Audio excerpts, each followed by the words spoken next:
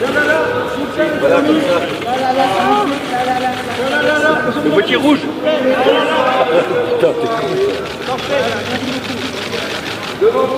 Bonne soirée.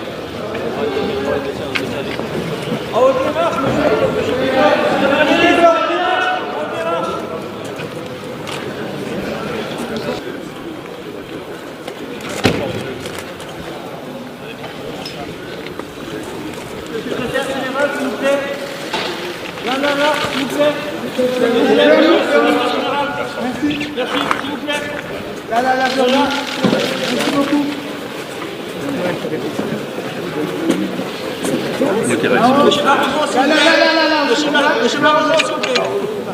Barroso?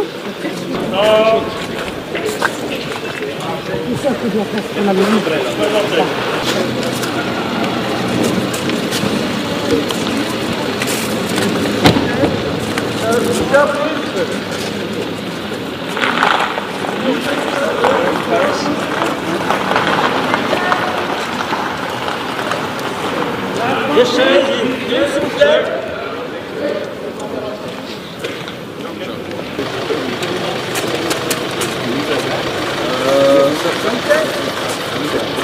No.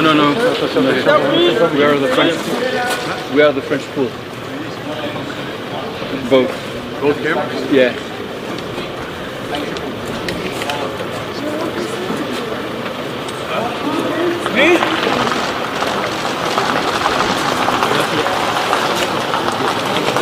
Qu'est-ce qu'il veut là, le femme? Il veut qu'on se serve. Ah non, les gens se montrent, mais...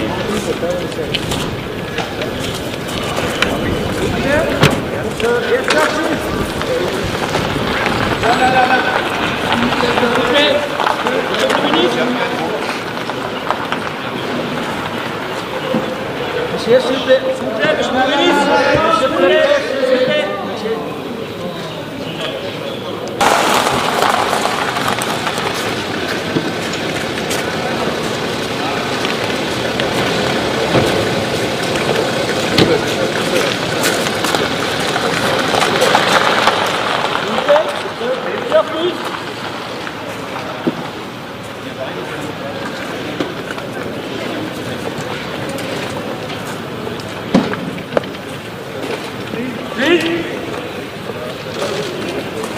Oh là, le Welcome to Paris, c'était de toute beauté. Hein. Ah, je l'ai eu, il est passé là, il est ressorti là.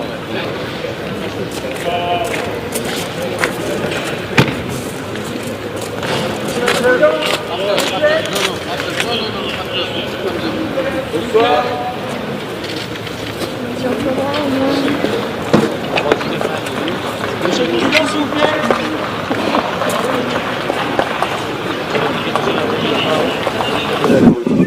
Personne n'est chez moi. Bon, les gars. JD.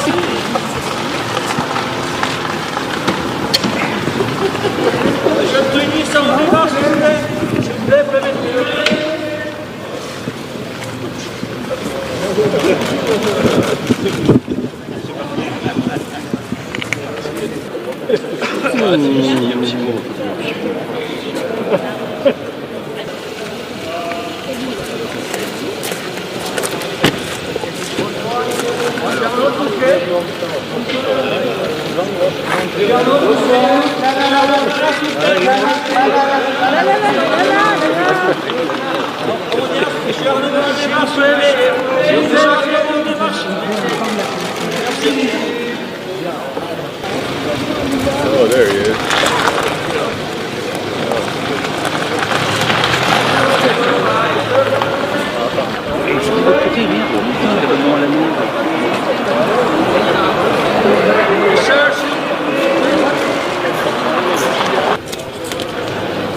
There's somebody's up there.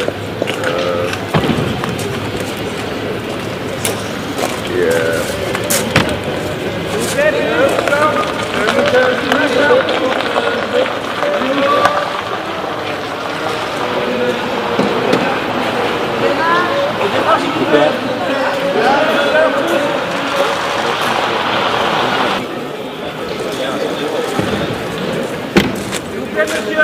Le boîtier rouge, s'il vous plaît. Stop, s'il vous plaît. S'il vous plaît, monsieur. On démarre, s'il vous plaît, monsieur. J'ai pas écouté, tu m'entends le jour. Ça a l'air vraiment trop dans le temps. Hein.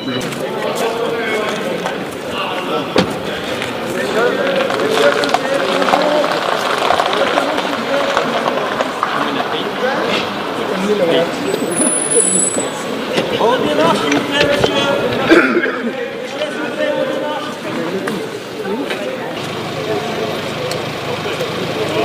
Just one. Oh, that's not.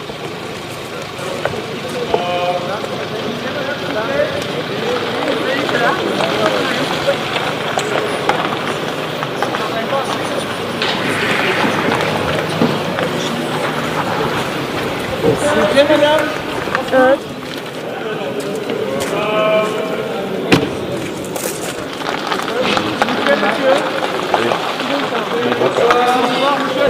Carouf.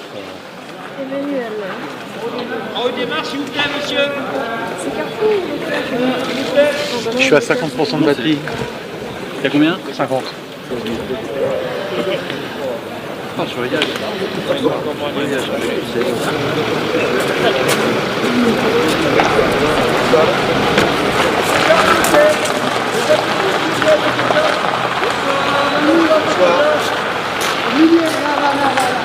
Le voiture rouge.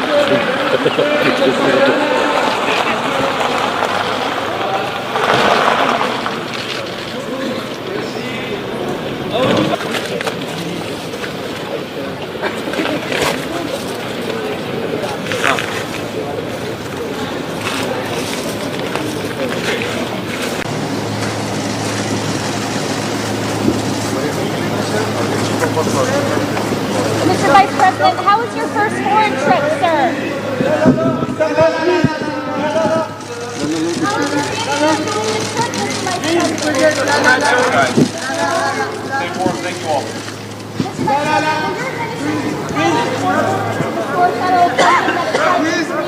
Yes, sir.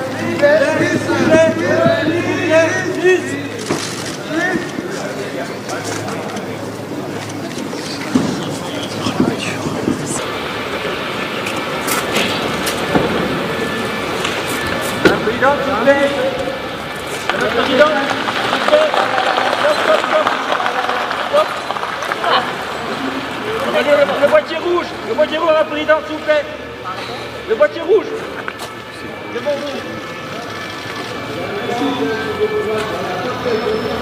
Madame la Présidente, s'il vous plaît. Merci beaucoup. Bonne soirée. Bonne soirée à vous.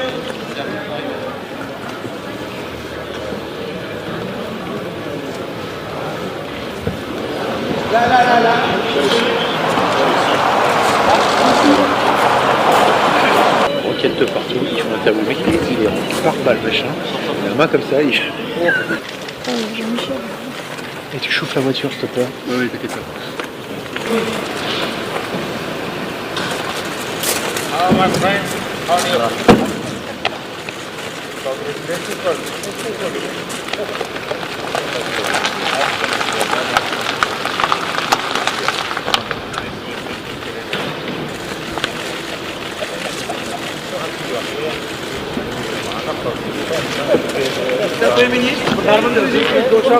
प्रधानमंत्री जी कुछ दो शब्द अपनी और Macron के president Macron की दोस्ती पर।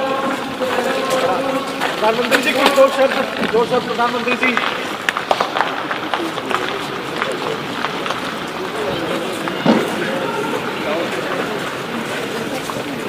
Monsieur le Président, pour Noël, Monsieur le Président, pour Marseille. Marseille. Depuis tout à l'heure, il est fait. Le mec il est en boucle là-dessus. Déjà quand il est descendu. Bonne soirée, Monsieur le Président.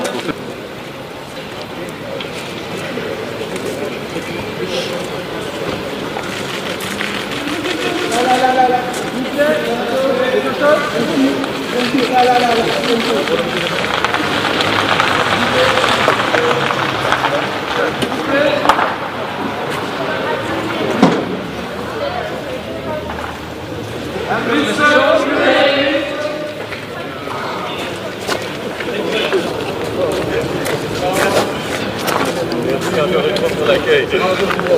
Gardez ça, merci. Pour tout le monde. Voilà, comme ça. Le boîtier rouge.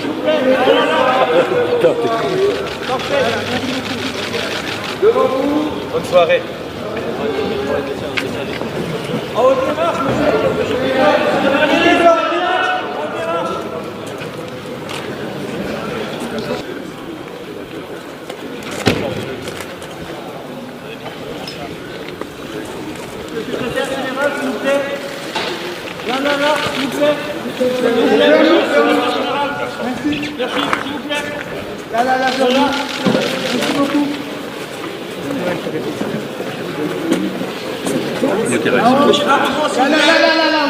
Monsieur Barroso, s'il vous plaît.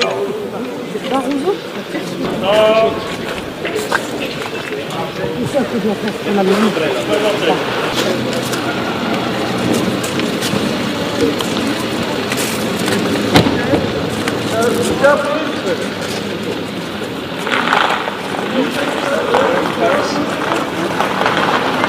No.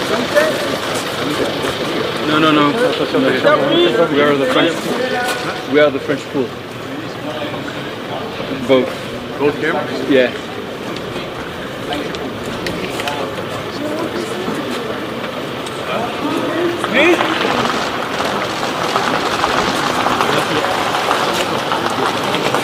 Qu'est-ce qu'il veut là le fan? Il veut qu'on se serve. Ah non, les gens se bougent, mais...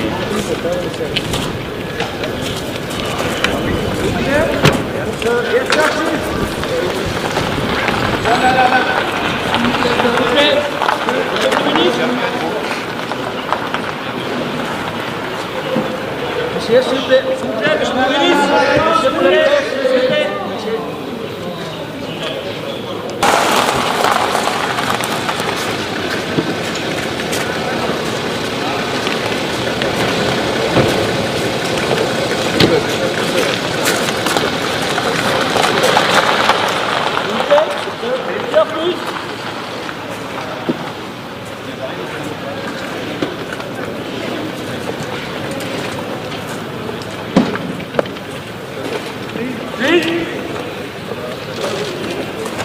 Oh là, le Welcome to Paris, c'était de toute beauté. Hein.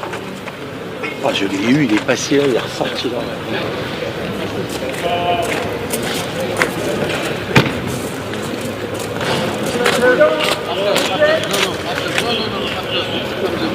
Bonsoir.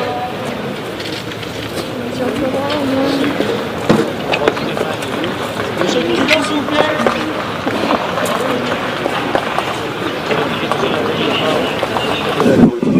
Personne n'est chez moi. Bon, les gars. J'ai été chez moi.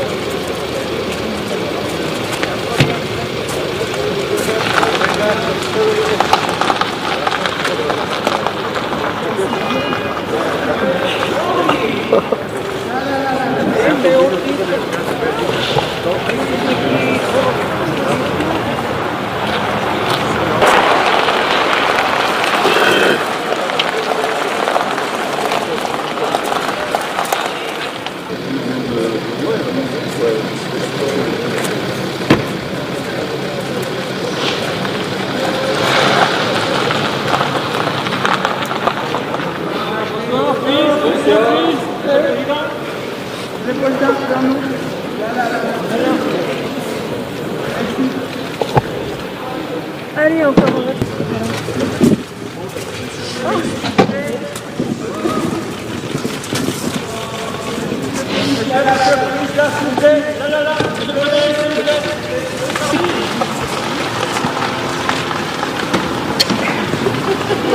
Je te dis ça en démarche, s'il vous plaît. S'il vous plaît, prévenez-le.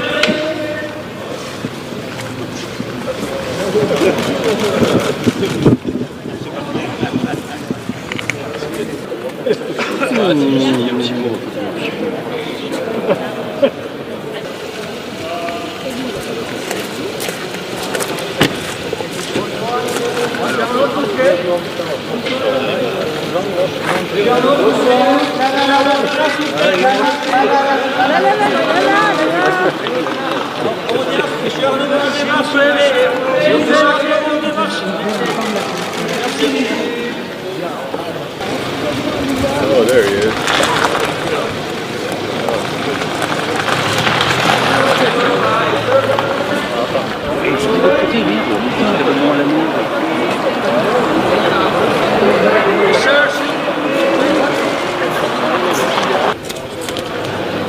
There's somebody's up there.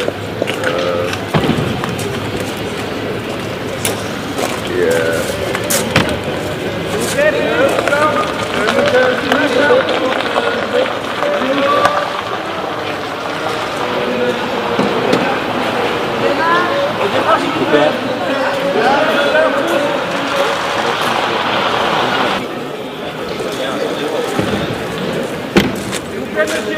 Monsieur, voiture rouge, s'il vous plaît. Stop, s'il vous plaît. S'il vous plaît, monsieur. On démarre, s'il vous plaît, monsieur. J'ai pas écouté, tu m'entends le jour. Ça a l'air vraiment dans le temps. Hein.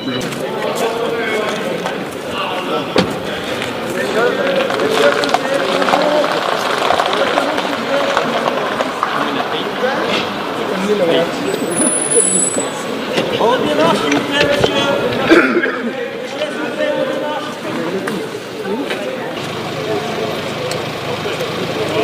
There's someone. Oh, that's nice.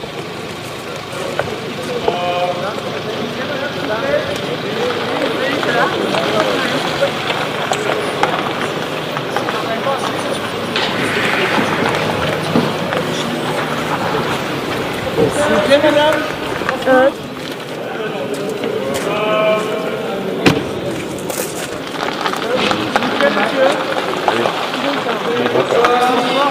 Entre Carouf.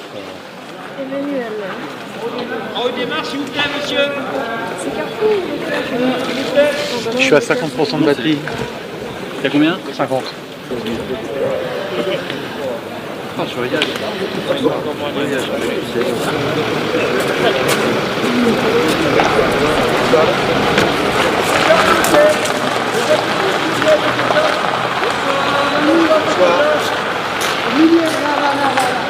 Le voiture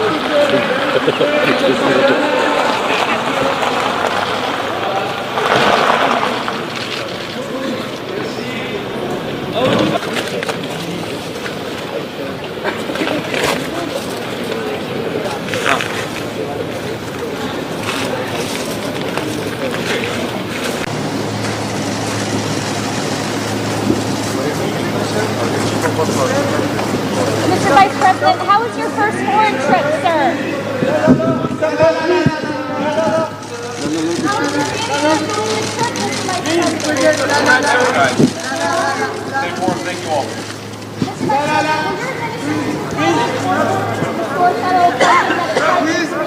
Yes, sir.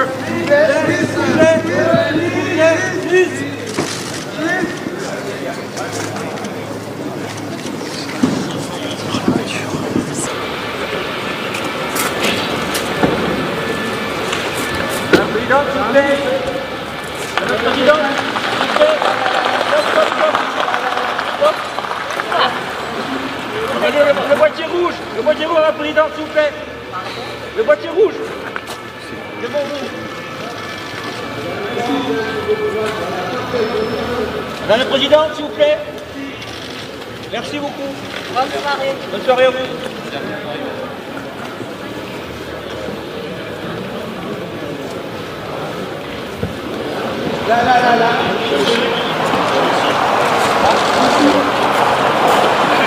Roquette de partout, ils font un tableau, le mec il est en pare-balles machin, il a la main comme ça, il...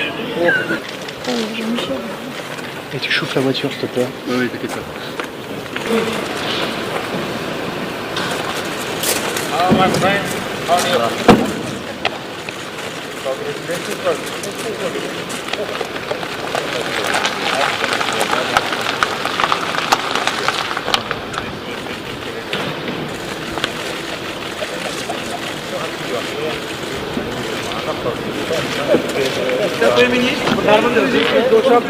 प्रधानमंत्री जी कुछ दो शब्द अपनी और Macron की president Macron की दोस्ती पर। प्रधानमंत्री जी कुछ दो शब्द प्रधानमंत्री जी।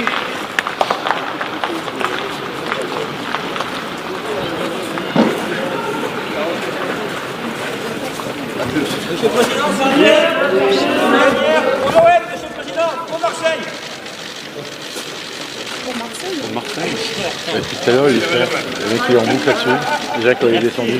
Bonne soirée, Monsieur le Président.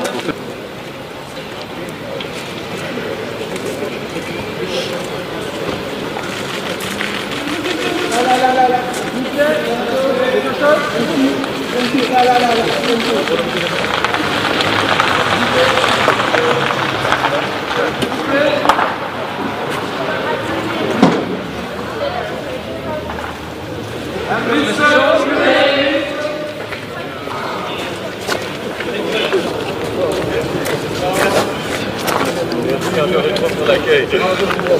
Gardez ça, merci. Pour tout le monde. Voilà, comme ça. Le boîtier rouge.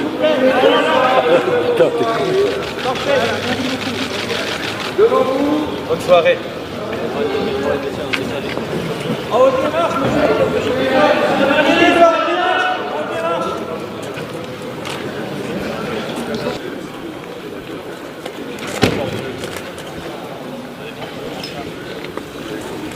Secrétaire général, s'il vous plaît. Là, s'il vous plaît. Merci, s'il vous plaît. Là.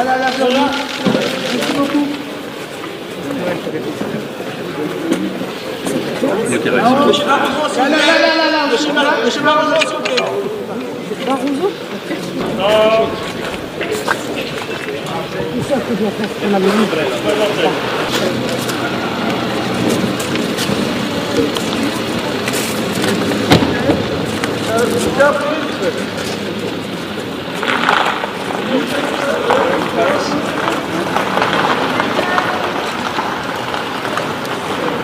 Les chaises, s'il vous plaît.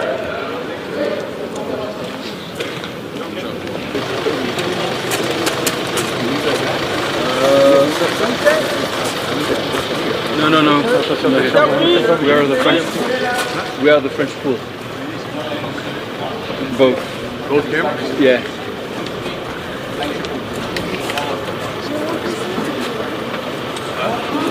Please.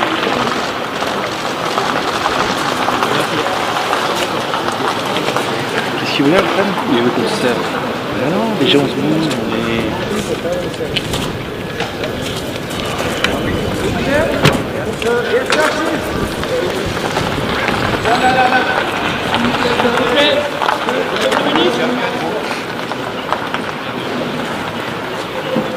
Monsieur, s'il vous plaît, monsieur le ministre, s'il vous plaît, s'il vous plaît.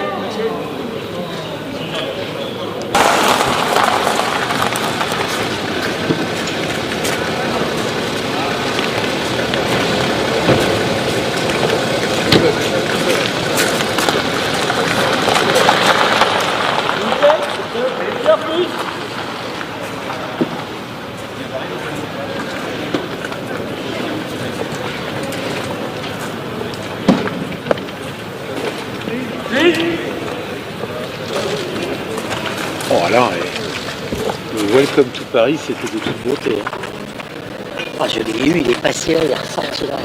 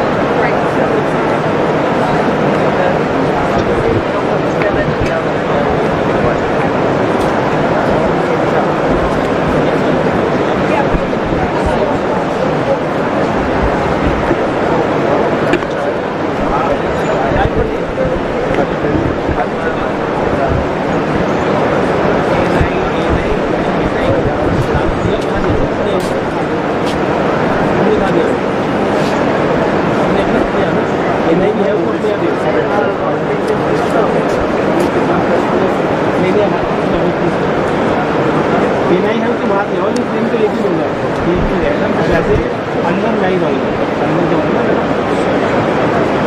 हाँ सीधा मैं ही हो जाएगा। ये जाके right होता है, right होता है, उसके बाद अंदर होगा तो ठीक ही जाएगी, ठीक जाएगी जहाँ पे लगेगा फिर लगेगा।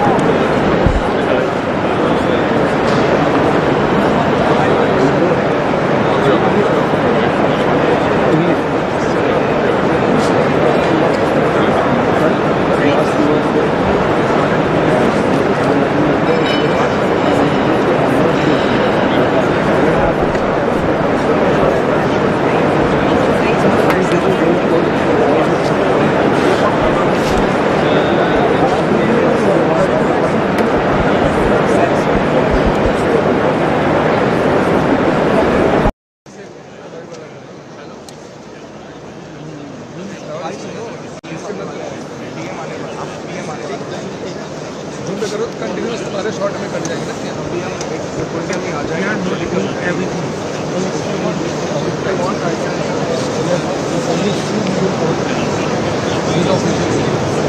एक सेकंड से कुमार से फ्रेम एक बार फ्रेम दिखा दे, इसको फ्रेम दिखा दे। एक सेकंड हाँ हाँ जस्ट सेकंड। मैं हूँ यहाँ पे, देख रहा हूँ पीएम आने वाले हैं, एक पीएम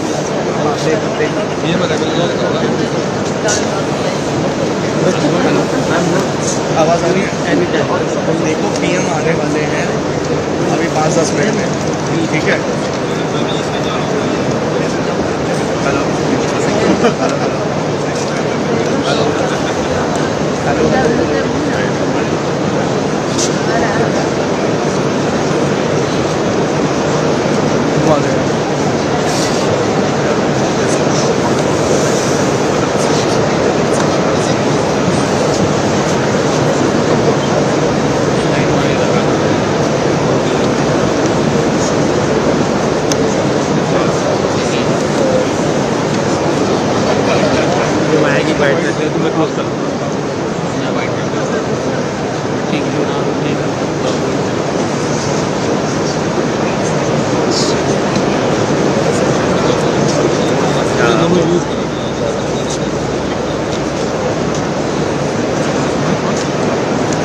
हेलो टाइम डिले कितना सर? वैसे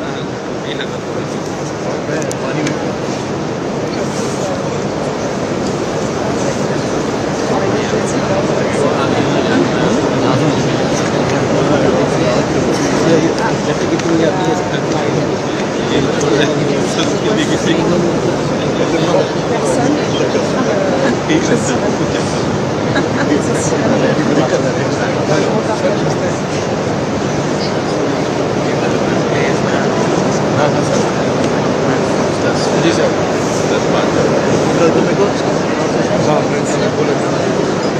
वो तो सबमिट वाला लिस्ट मिलेगा अभी अराइवल में लगा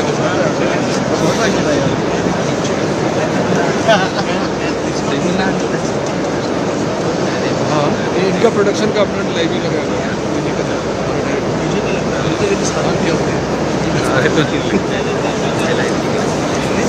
ऑडियो और लाइव चैनल दिया हुआ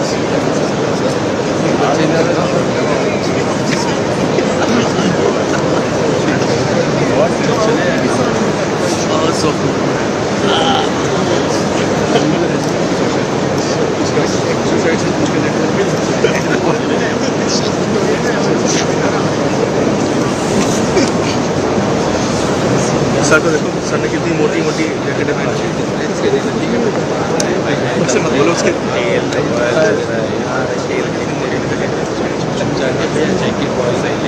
ये सहूलियत के हिसाब से काम करते हैं और इसमें देखिए AI एनालिसिस शर्मा का तो अलग है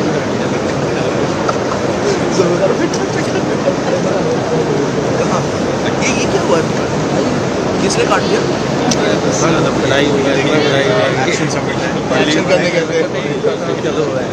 कभी मिला तुम साला कुछ काट कर बराबर 10 GB और ये 10 में 10 सेकंड 10 सेकंड आपका डिले कितनी कर सकते कोई और वो वाला तो मिलेगा इसके जज्बा नहीं ओपनिंग रिमार्क्स दोनों उम्मीद करेगा वो सही सही बता ठीक है इसलिए वो तो लाइव नहीं कर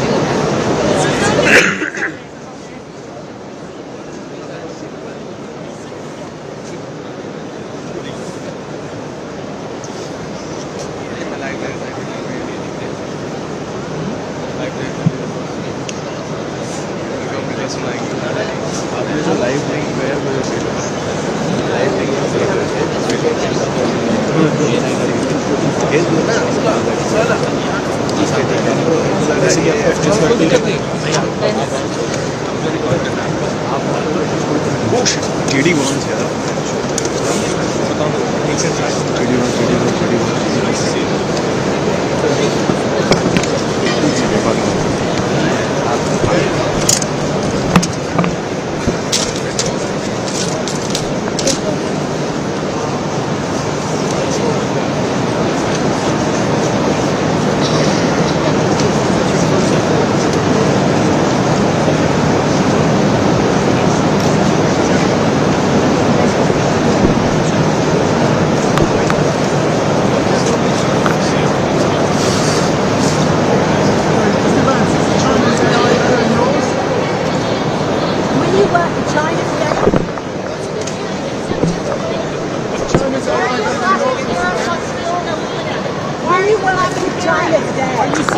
Mr. Vice President. Any regulations? Should there be any regulations?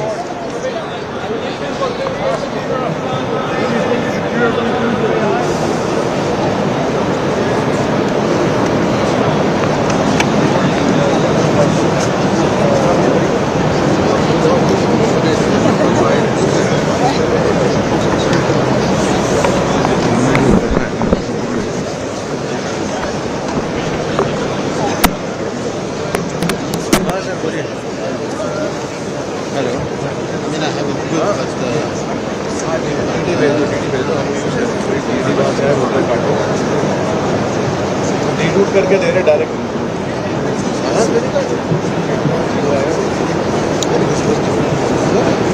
हाँ लाइव है कोई दिक्कत नहीं कोई हाँ यूज करें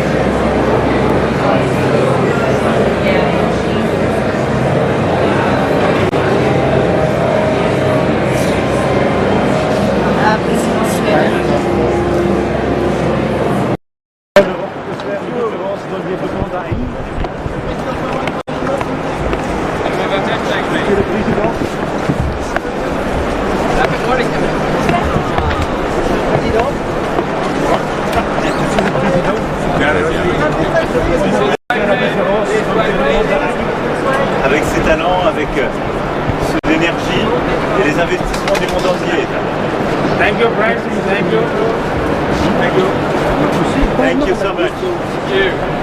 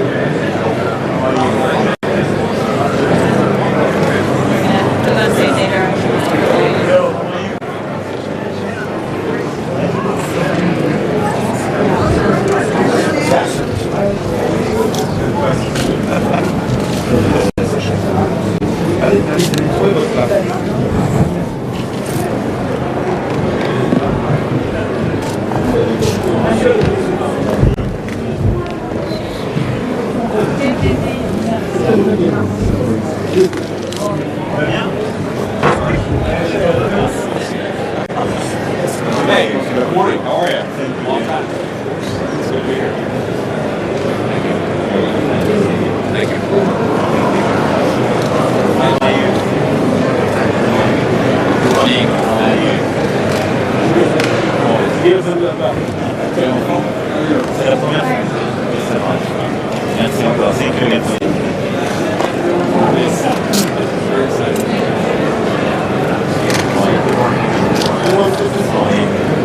Luc, tu vas bien?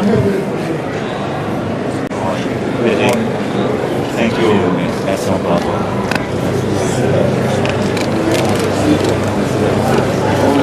Mon frère, je t'ai vu. Bonjour messieurs, dames. Thank you. Ça va depuis hier? Ça va? Merci. Incroyable. Comment vas-tu? En forme? Merci à toi. Ça va? Oui. On avance. Et lui là. Moi le coin. Je t'ai vu, je t'ai pas vu encore. Tu vas bien dit? Non, merci à toi. Bonjour, Monsieur le Président. Comment allez-vous? Non, merci. Merci. En forme? Comment allez-vous? Bonjour, Monsieur le Président. Très bien. Non, c'est Gilbert, comment vas-tu?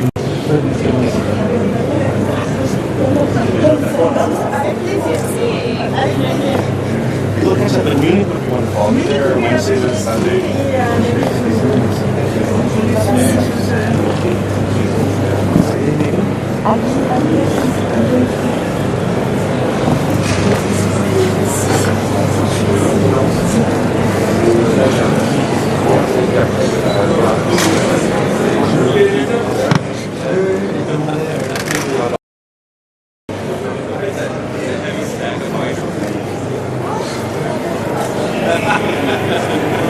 AI action summit है, वहां पे उस कार्यक्रम स्थल पर पहुंच चुके हैं। ये बहुत ही महत्वपूर्ण तस्वीरें AI action summit.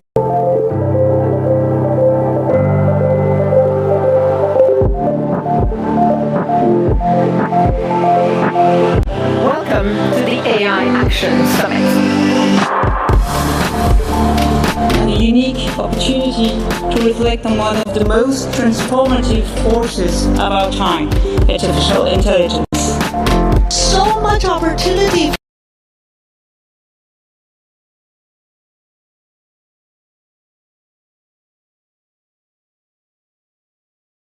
For the Reuters Live service.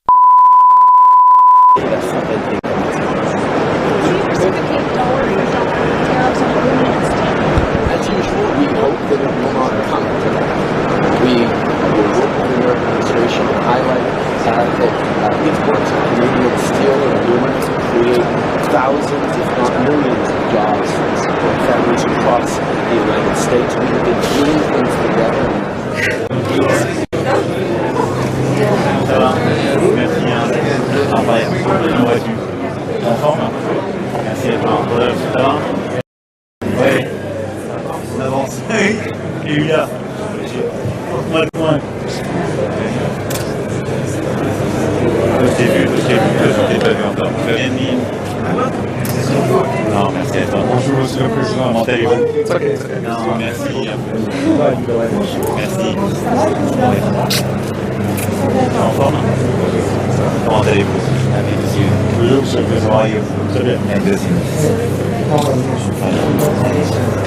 Non, c'est Gilbert, comment vas-tu?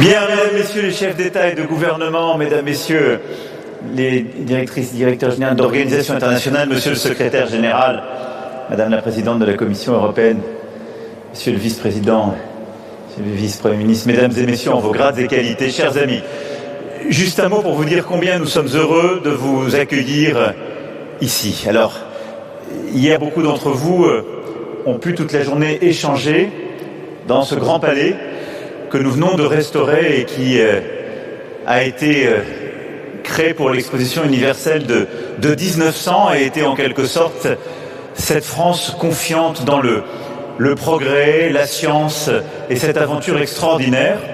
Et nous nous retrouvons ici, et c'est la première fois d'ailleurs qu'est réouvert aux yeux du monde ce petit pavillon dit d'Antin, justement ce palais qui a été fait pour l'exposition universelle de 1937. Sous l'impulsion d'un prix Nobel de chimie, M. Perrin, de l'époque, et qui avait cette conviction qu'en montrant la science aux Françaises, aux Français et au monde, on arriverait véritablement à convaincre d'embrasser cette histoire de progrès et à réussir à avoir une science au service de l'humanité. Et je crois que c'est exactement le défi qui est le nôtre.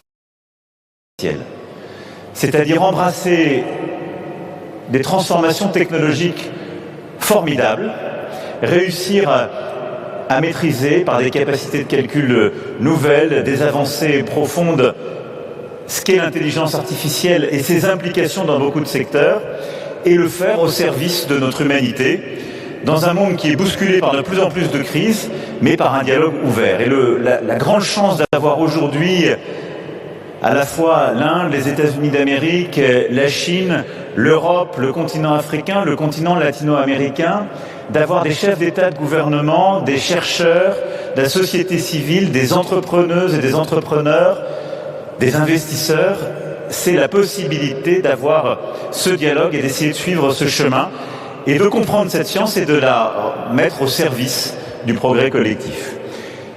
Je ne serai pas plus long, je suis très heureux de vous accueillir ici pour ce sommet qui est co-présidé avec mon ami le Premier ministre Narendra Modi. Et donc, Monsieur le Premier ministre, cher Narendra, je vais surtout vous céder la parole pour qu'on puisse vous entendre et entendre ce que l'Inde a à dire au monde sur l'intelligence artificielle. Merci à toutes et tous d'être là.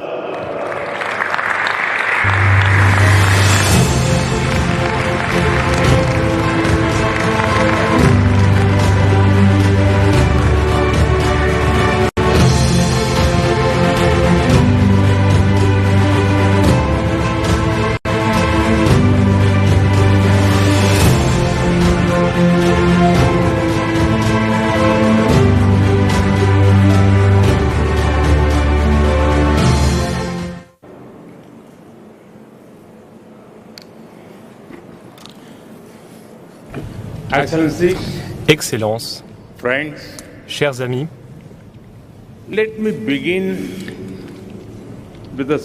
permettez-moi de commencer par une petite expérience.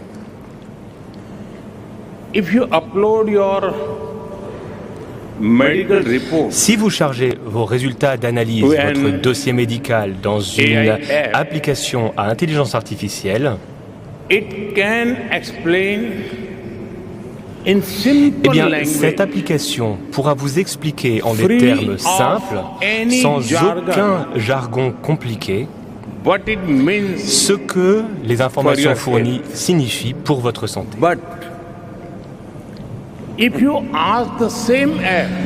À l'inverse, si vous demandez à cette même application de vous créer une image présentant une personne en train d'écrire de la main gauche,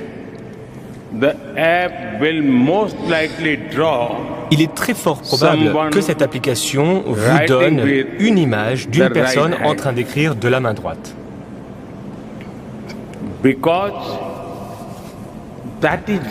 La raison, c'est que c'est ce que l'on retrouve le plus dans les données qui ont entraîné le modèle. Ceci nous montre une chose, c'est que si le potentiel positif de l'IA est tout simplement extraordinaire, il y a beaucoup de biais que nous ne devons ignorer. Voilà pourquoi je remercie mon ami, le président Macron, d'organiser, d'accueillir ce sommet. Je le remercie également de m'avoir invité à le coprésider. Chers amis, déjà aujourd'hui, l'IA refaçonne nos politiques, notre économie, notre sécurité et même notre société. L'IA est en train d'écrire le code pour l'humanité.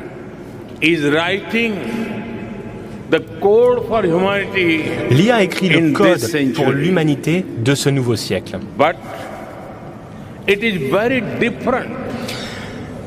Mais l'IA est très différente des autres technologies de rupture qui sont apparues dans l'histoire de l'humanité. L'IA se développe avec une ampleur et à un rythme sans précédent. L'IA est adoptée et déployée encore plus rapidement. Il existe par ailleurs de profondes interdépendances qui traversent les frontières.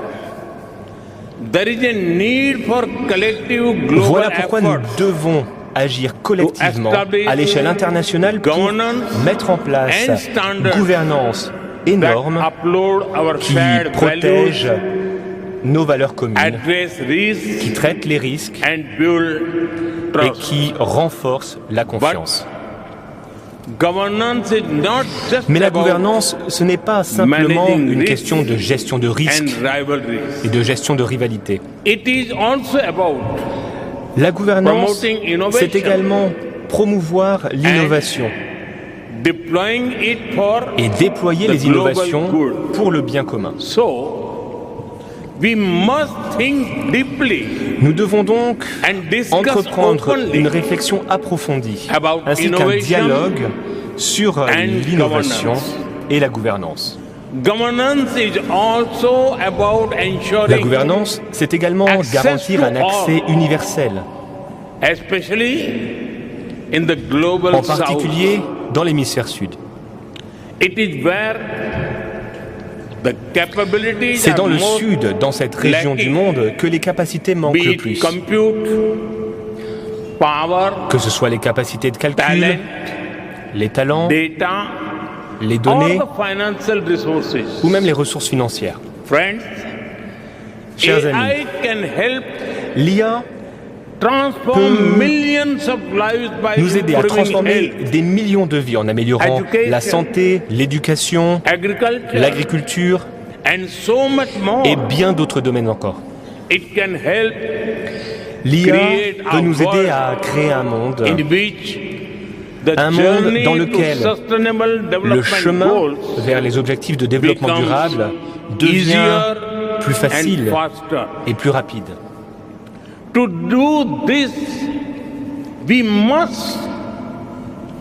ce faire, nous devons mobiliser ressources et talents. Nous devons développer des systèmes en open source qui renforcent la confiance et la transparence. Nous devons créer des jeux de données de qualité, exempts de biais. Nous devons démocratiser la technologie et créer des applications tournées vers l'humain.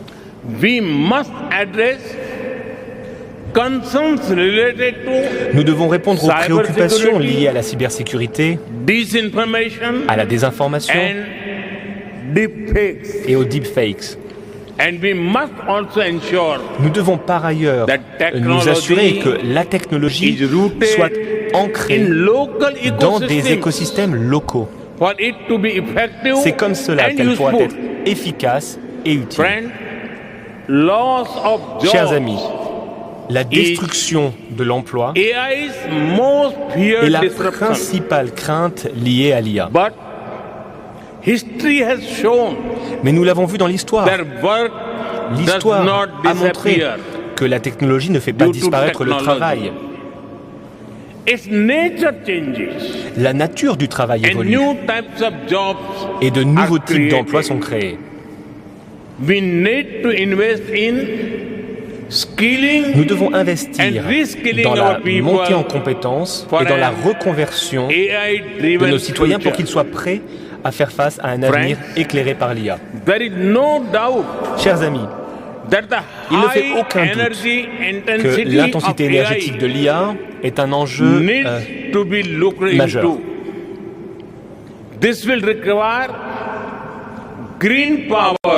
Nous allons donc avoir besoin d'une énergie verte, une énergie qui permettra d'alimenter l'avenir de l'IA. L'Inde et la France travaillent de concert déjà depuis des années sur des initiatives telles que l'Alliance solaire qui nous permet d'exploiter toute la puissance de l'énergie solaire. Nous travaillons également à renforcer notre partenariat mondial sur l'IA. C'est quelque chose qui doit nous permettre d'aller plus loin que la durabilité. Nous devons innover pour partager cet avenir responsable. En parallèle, l'IA durable ne signifie pas simplement utiliser une énergie propre. Les modèles d'IA doivent également être efficients et durables en termes de taille, de besoins en données et en ressources. Car après tout, le cerveau humain est capable de composer des poèmes et de concevoir des engins spatiaux. Et pour composer des poèmes et concevoir des engins spatiaux, le cerveau humain a besoin de moins d'énergie qu'il n'en faut pour allumer une ampoule. Chers amis, l'Inde est parvenu à développer une infrastructure numérique publique pour plus de 1,4 milliard de personnes à un très faible coût. Cette infrastructure numérique est bâtie autour d'un réseau ouvert et accessible. Cette infrastructure est régie par une réglementation et dispose d'une multitude d'applications qui permettent de moderniser notre économie, de réformer la gouvernance et de transformer la vie de nos concitoyens. Nous avons libéré toute la puissance des données grâce à notre architecture d'autonomisation et de protection des données.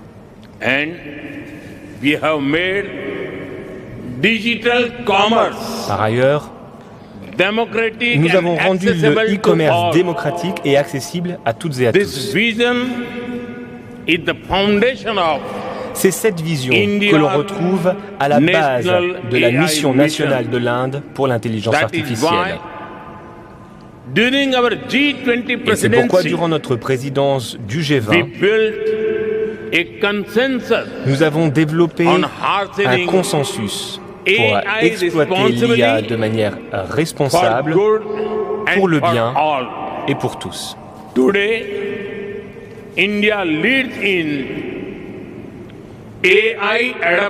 Aujourd'hui, l'Inde fait figure de chef de file dans l'adoption de l'IA et les solutions technico-juridiques sur la protection des données. Nous développons des applications avec l'intelligence artificielle pour le bien commun.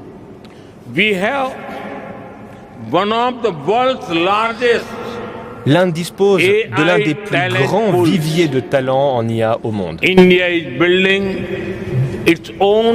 L'Inde travaille sur son propre grand modèle de langage, LLM, en tenant compte de sa diversité.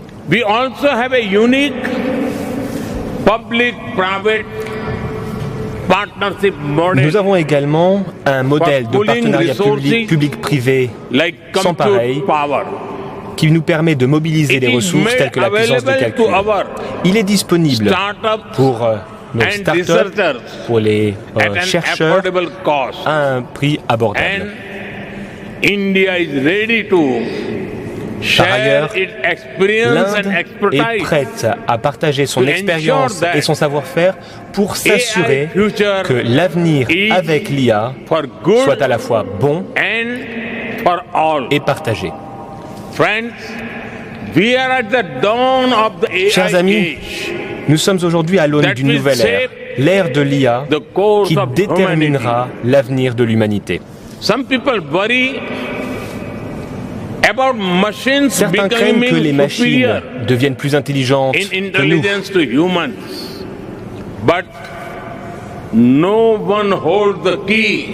Mais personne d'autre que nous, humains, ne détient la clé de notre avenir collectif, de notre destinée commune.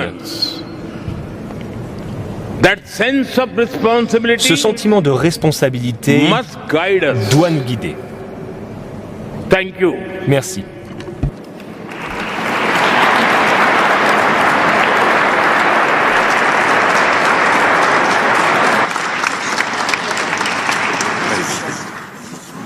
Ah, attends, ils sont en train de faire une... Ah, regarde, ils s'embrassent. Ils s'embrassent.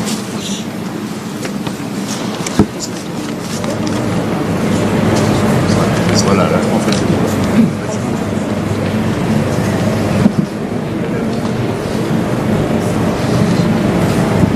Merci, Monsieur le Président. Thank you, Prime Minister. My name is Alessandra Galloni, and I'm editor-in-chief of Reuters News Agency, and I'm here to help things along. So welcome again to the closing plenary session of the AI Action Summit. So for the past day, we have been discussing and debating what is essentially the future of our societies, the future of our children, the future of our planet in the age of artificial intelligence. Our co-hosts, President Macron, Prime Minister Modi, have exhorted all of you to push the limits of your creativity, to push the limits of your imagination during these 2 days. And as we saw from the opening video, delegates have discussed AI's impact on the environment, on labor, on diversity, and on making sure that AI does not get out of control, which is something that technologists are openly worried about. AI has, in the past few years, inspired outbursts of hope, but also of fear. It has attracted an astounding amount of money. In fact, the prospect of another 97 billion just last night, and is setting up epic clashes in business and potentially in geopolitics as well. France and the European Union have pledged a lighter touch in regulation to help AI and investment in AI flourish. But as President Macron said last night at dinner, and I hope you don't mind my quoting you, paradise cannot mean the Wild West. Indeed, there may be no better measure of the stakes for the world than the simple fact of this high-octane guest list here today, in this room. We have a large cross-section of global leaders in government, technology, finance, civil society. You will set and have already shaped the future of this technology. As the editor of a global news organization whose news users are in all of your countries and look to us for fact-based news on all of your companies, I can assure you that the world is watching this event very, very carefully. So, who knows? I mean, maybe it is possible that years from now, people, and perhaps even a conscious AI, will look back upon this meeting as a milestone in humanity's relationship with thinking machines. So with this, I would like to welcome all the panelists of the sessions today to the stage. If you could all come up together, even though you're in two different sessions. So I'll call you one by one. Ms. Ursula von der Leyen, the President of the European Commission, please. Mr. Farrell-Williams, I saw you earlier. Yes, your seats are on your chairs. Mr. Artist, Mr. Farrell-Williams. Ms. Anne Bouvreau, the Special Envoy of the President of the Republic, please. Mr. Sundar Pichai, CEO of Google, please. Ms. Soo-Yeon Choi, Director General of Naver. Saw you last night at dinner. I know you're here. There you are. Mr. Petteri Orpo, Prime Minister of Finland, please. And Ms. Doreen Bogdan-Martin, Secretary General of the International Communications Union. And last but not least, Mr. Faith Birol, Director General of the International Energy Agency. So the first session, which will be moderated by Anne, has been instrumental, and a big thank you to Anne for setting up this entire event of the past 2 days, will be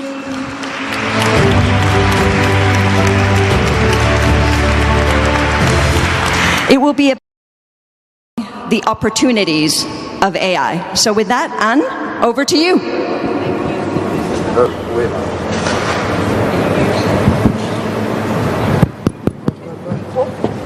It was working. Thank you. Thank you so much. Good morning, everyone. Thank you so much for being here. This notion of unlocking opportunities and shared progress has been our driver towards the preparation of the summit. Throughout all the preparation, the trips that I have taken, I have heard all over the world everyone telling me we want to be part of this AI revolution. We want to be able to develop our own solutions. We want to be actors. We want to be players. And we are looking forward to come to Paris to be able to have this discussion. So of course, there is great hope from AI. There's hope for progress in medical research. There's hope for progress in science. There's hope for new climate solutions. There's also hope for progress and new art and creativity, and we will be discussing this. But how can we make sure that these opportunities are unlocked in the short term, now or very soon? We will hear today from our distinguished guests and speakers what they are doing to make this possible, by defining strategies, by listening to the world's experts, by announcing investments, and by a number of actions. We will also, during this session, be talking about an initiative that is unveiled at the summit today, a decentralized partnership to help harness AI's vast potential. But before we get into more detail, it gives me great pleasure to welcome His Excellency, Vice President of the United States of America, JD Vance, to come to the podium. It is an honor. It is your first international trip outside of the United States since taking office. We're delighted to have you here.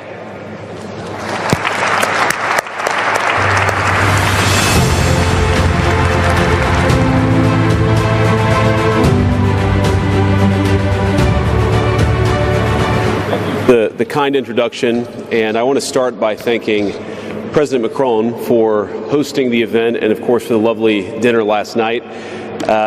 During the dinner, President Macron looked at me and asked if I would like to speak, and I said, Mr. President, I'm here for the good company and free wine, but I have to earn my keep today. And I, of course, want to thank Prime Minister Modi for being here and for co-hosting the summit, for all of you for participating. And I'm not here this morning to talk about AI safety, which was the title of the conference a couple of years ago. I'm here to talk about AI opportunity. When conferences like this convene to discuss a cutting-edge technology, oftentimes I think our response is to be too self-conscious, too risk-averse. But never have I encountered a breakthrough in tech that so clearly calls us to do precisely the opposite.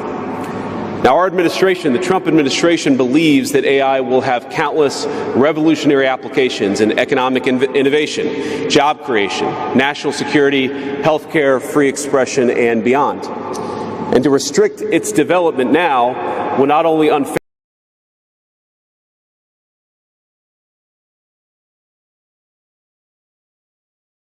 benefit incumbents in the space, it would mean paralyzing one of the most promising technologies we have seen in generations. Now, with that in mind, I'd like to make 4 main points today. Number 1, this administration will ensure that American AI technology continues to be the gold standard worldwide, and we are the partner of choice for others, foreign countries, and certainly businesses as they expand their own use of AI. Number 2, we believe that excessive regulation of the AI sector could kill a transformative industry just as it's taking off, and we'll make every effort to encourage pro-growth AI policies, and I like to see that deregulatory flavor making its way into a lot of the conversations this conference. Number 3, we feel very strongly that AI must remain free from ideological bias, and that American AI will not be co-opted into a tool for authoritarian censorship. And finally, number 4, the Trump administration will maintain a pro-worker growth path for AI, so it can be a potent tool for job creation in the United States. And I appreciate Prime Minister Modi's point. AI, I really believe, will facilitate and make people more productive. It is not going to replace human beings. It will never replace human beings. And I think too many of the leaders in the AI industry, when they talk about this fear of replacing workers, I think they really miss the point. AI, we believe, is going to make us more productive, more prosperous, and more free. The United States of America is the leader in AI, and our administration plans to keep it that way.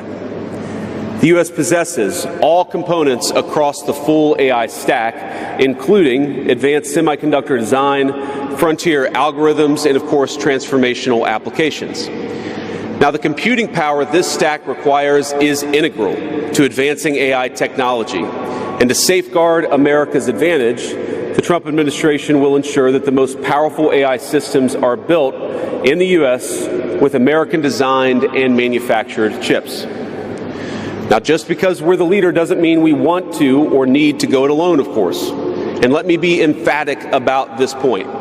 America wants to partner with all of you. And we want to embark on the AI revolution before us with a spirit of openness and collaboration.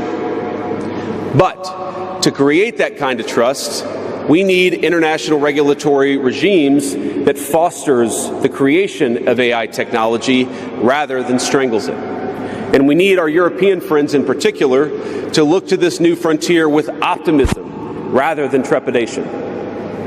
Now, the development of cutting-edge AI in the U.S. is no accident. By preserving an open regulatory environment, we've encouraged American innovators to experiment and to make unparalleled R&D investments. Of the $700 billion, give or take, that's estimated to be spent on AI in 2028, over half of it will likely be invested in the United States of America. Now, this administration will not be the one to snuff out the startups and the grad students producing some of the most groundbreaking applications of artificial intelligence. Instead, our laws will keep big tech, little tech, and all other developers on a level playing field. Now, with the President's recent executive order on AI, we're developing an AI action plan that avoids an overly precautionary regulatory regime while ensuring that all Americans benefit from the technology and its transformative potential. Now, we invite your countries to work with us and to follow that model if it makes sense for your nations. However, the Trump administration is troubled by reports that some foreign governments are considering tightening the screws on U.S. tech companies with international footprints. Now, America cannot and will not accept that, and we think it's a terrible mistake, not just for the United States of America, but for your own countries. The U.S. innovators of all sizes already know what it's like to deal with onerous international rules. Many of our most productive tech companies are forced to deal with the EU's Digital Services Act and the massive regulations it created about taking down content and policing so-called misinformation. And of course, we want to ensure the internet is a safe place, but it is one thing to prevent a predator from preying on a child on the internet, and it is something quite different to prevent a grown man or woman from accessing an opinion that the government thinks is misinformation. Meanwhile, for smaller firms, navigating the GDPR means paying endless legal compliance costs or otherwise risking massive fines. Now, for some, the easiest way to avoid the dilemma has been to simply block EU users in the first place. Is this really the future that we want? Ladies and gentlemen, I think the answer for all of us should be no. Now, there's no issue where we worry about more than regulation when it comes to energy. And again, I appreciated the comments of so many at the conference because they recognize that we stand now at the frontier of an AI industry that is hungry for reliable power and high-quality semiconductors. Yet too many of our friends are deindustrializing on the one hand and chasing reliable power out of their nations and off their grids with the other. The AI future is not going to be won by hand-wringing about safety. It will be won by building, from reliable power plants to the manufacturing facilities that can produce the chips of the future. Now, at a personal level, what excites me most about AI is that it is grounded in the real and the physical economy. The success of the sector isn't just a matter of smart people sitting in front of a computer screen and coding. It depends on those who work with their hands, even as robotics will change our factories. It will certainly make our healthcare providers better at treating diseases, but it will also depend on the data produced by those healthcare providers, by those doctors and nurses. I believe it will help us create and store new modes of power in the future. But right now, AI cannot take off unless the world builds the energy infrastructure to support it. Now, it's my view that tech innovation over the last 20 years has often conjured images of smart people staring at computer screens, engineering in the world of bits. But the AI economy will primarily depend on and transform the world of atoms. Now, at this moment, we face the extraordinary prospect of a new industrial revolution, one on par with the invention of the steam engine or Bessemer steel. But it will never come to pass if overregulation deters innovators from taking the risks necessary to advance the ball. Nor will it occur if we allow AI to become dominated by massive players looking to use the tech to censor or control users' thoughts. And I'd ask if you step back a moment and ask yourself, who is most aggressively demanding that we, meaning political leaders gathered here today, do the most aggressive regulation? It is very often the people who already have an incumbent advantage in the market.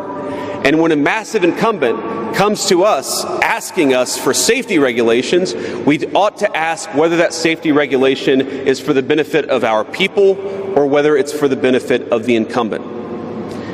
Now, over the last few years, we've watched as governments, businesses, and nonprofit organizations have advanced unpopular and, I believe, downright ahistorical social agendas through AI.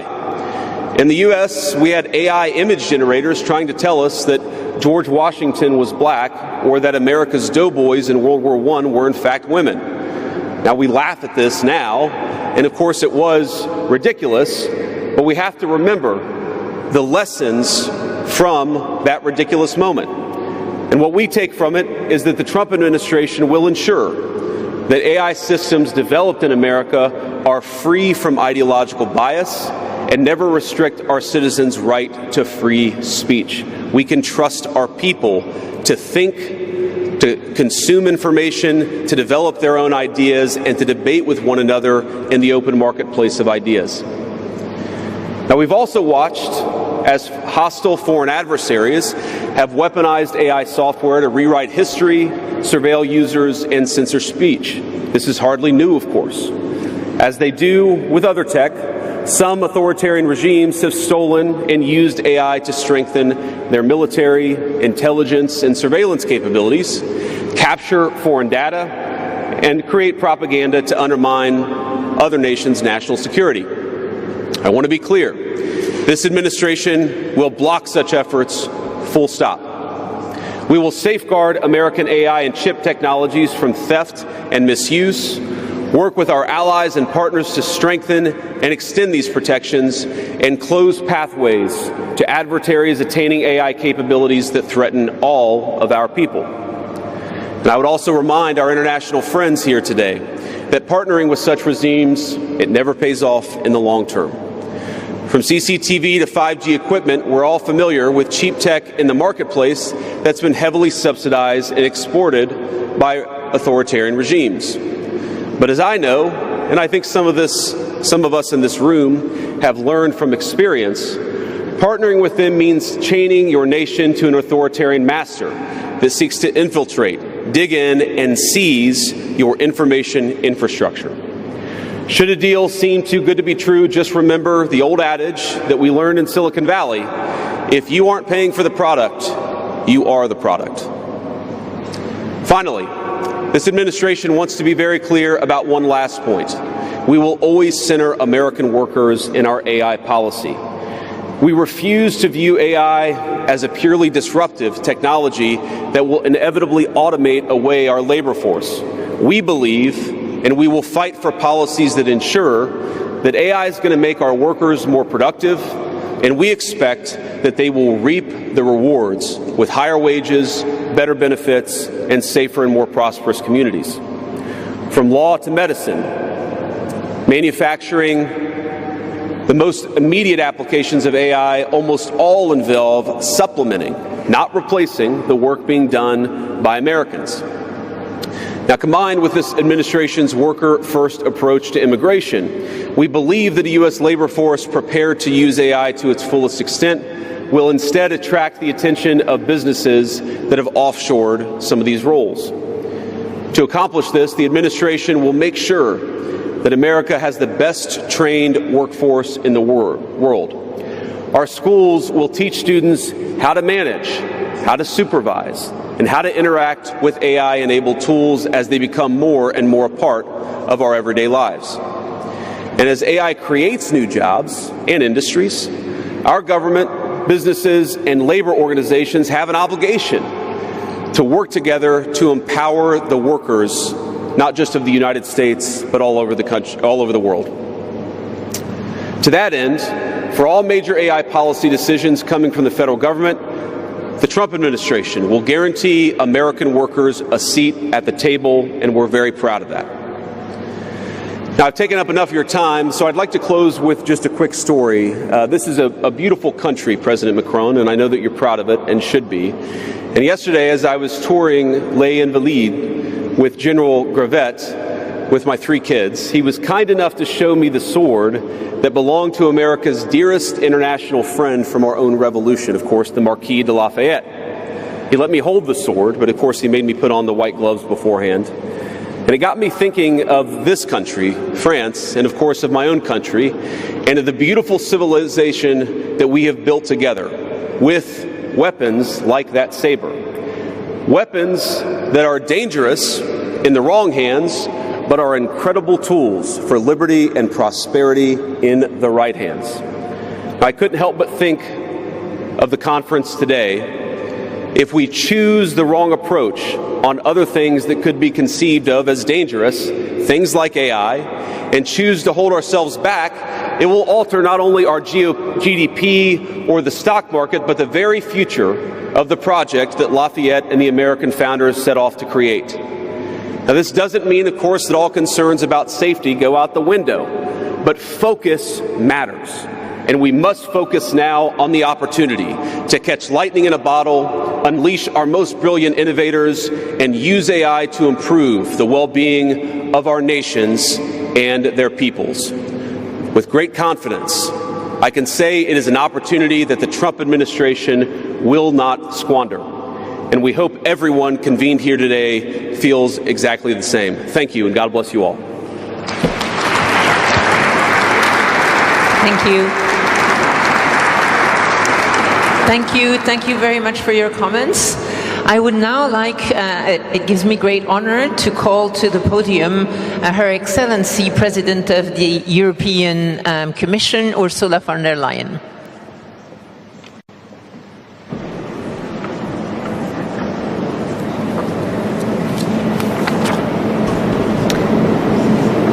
Monsieur le Président, cher Emmanuel, Presidents, Your Serene Highness, Prime Ministers, Excellencies, ladies and gentlemen, this is the third Summit on AI in just over 1 year. In the same period, 3 new generations of ever more powerful AI models have been released. Some expect models that will approach human reasoning within a year. Now, the past summits focused on laying the groundwork for AI safety. We built a shared consensus that AI will be safe and that it will promote our values and benefit humanity. But this summit is focused on action. And that is exactly what we need right now.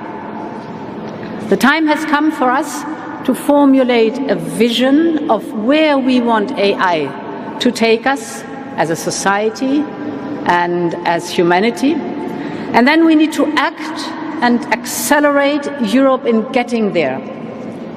And that is what I'd like to address today, Europe's specific place in the global race on AI. We want Europe to be one of the leading AI continents. And this means embracing a way of life where AI is everywhere. You all know that AI can help us boost competitiveness, protect our security, shore up public health, make access to knowledge and information more democratic. And this is what you, the entrepreneurs, the researchers, the investors, the business leaders are showcasing here in Paris and that you are doing every single day. This is a glimpse of the AI continent we want to become. Now, too often, I hear that Europe is late to the race, while the United States or China have already gotten ahead.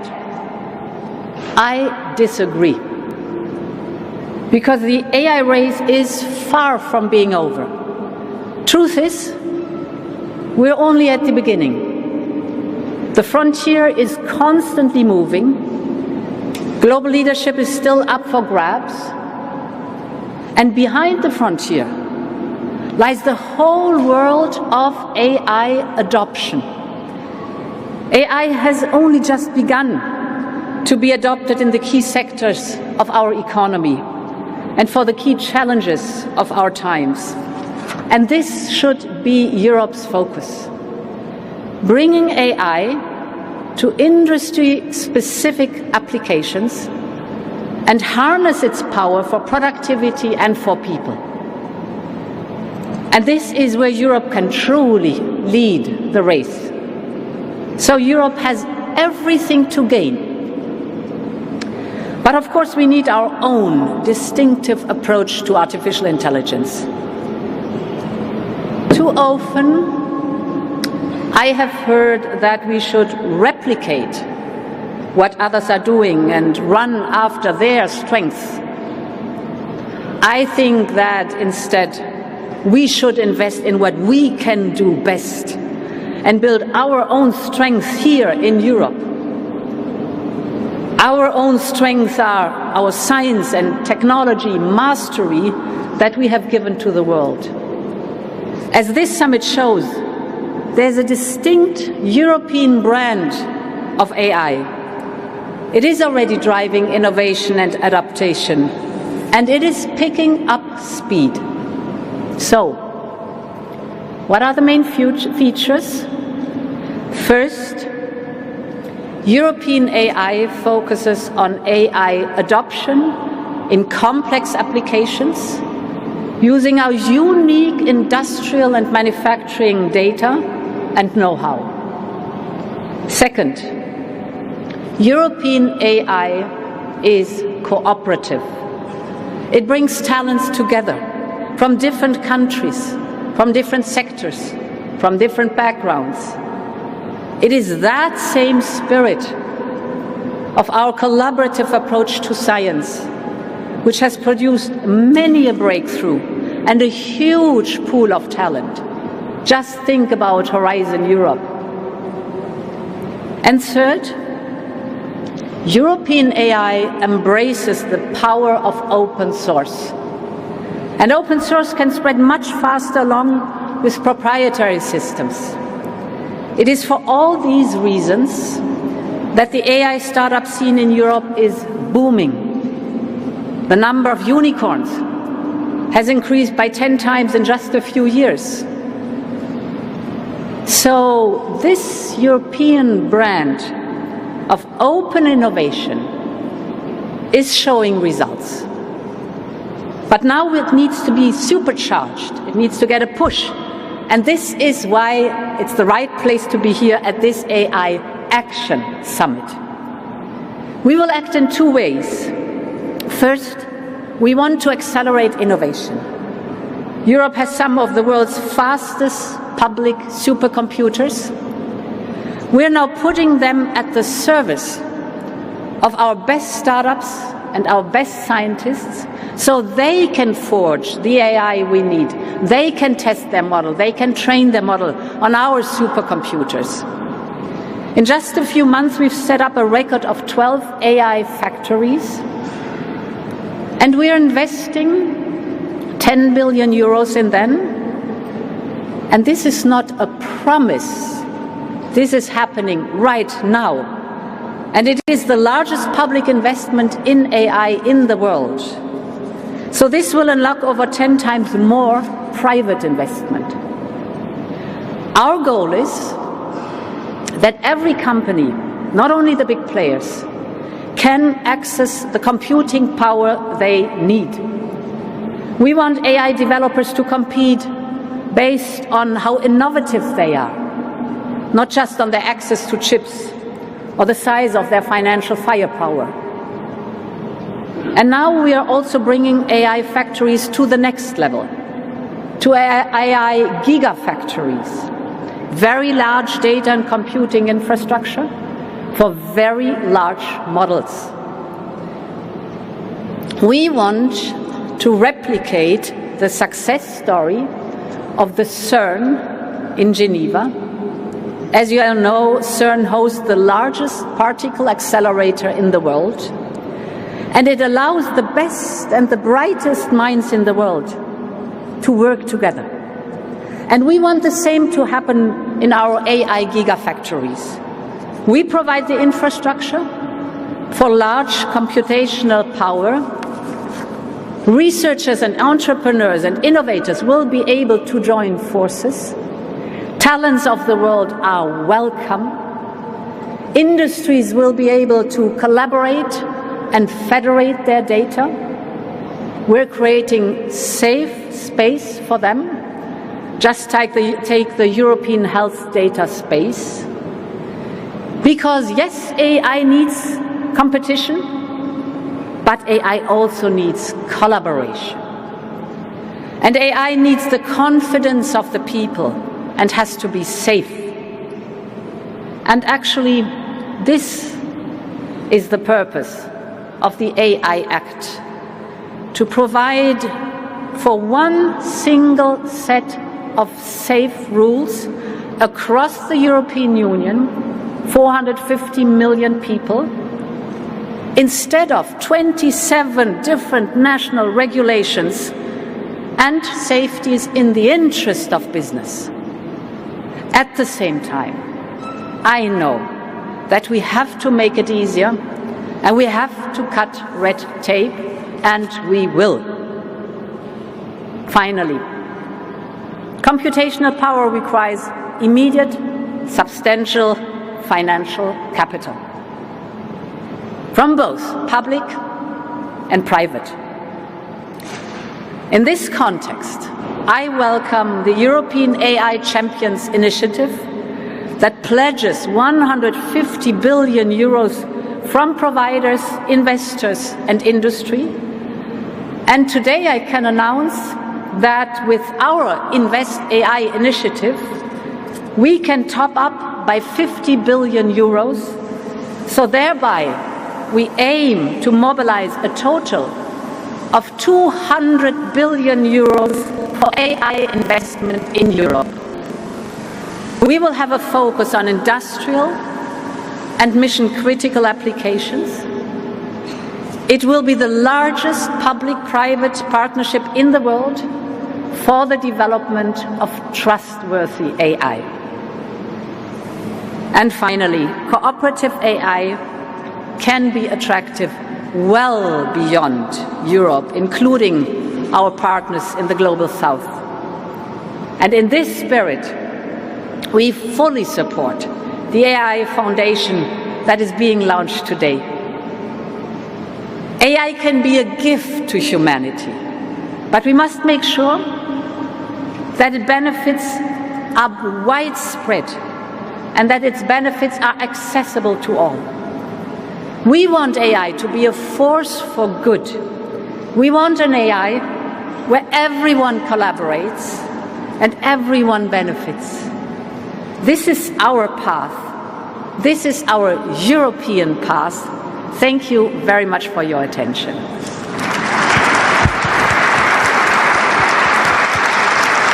Thank you. Thank you very much, President von der Leyen, for your comments and for the announcements that you made today.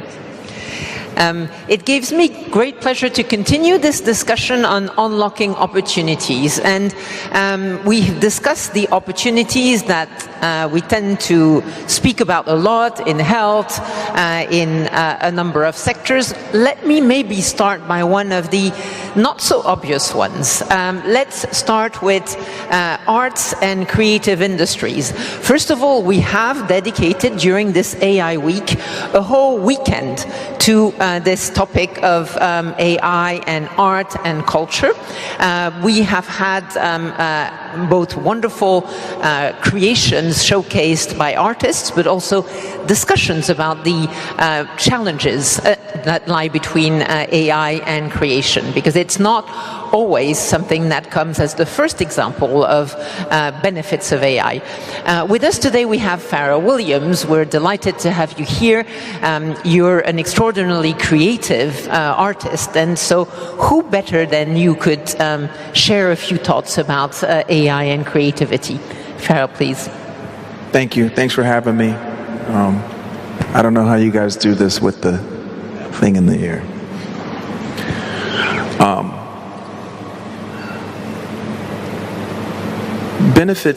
The benefits for me are very different than what we often hear discussed when people reference AI.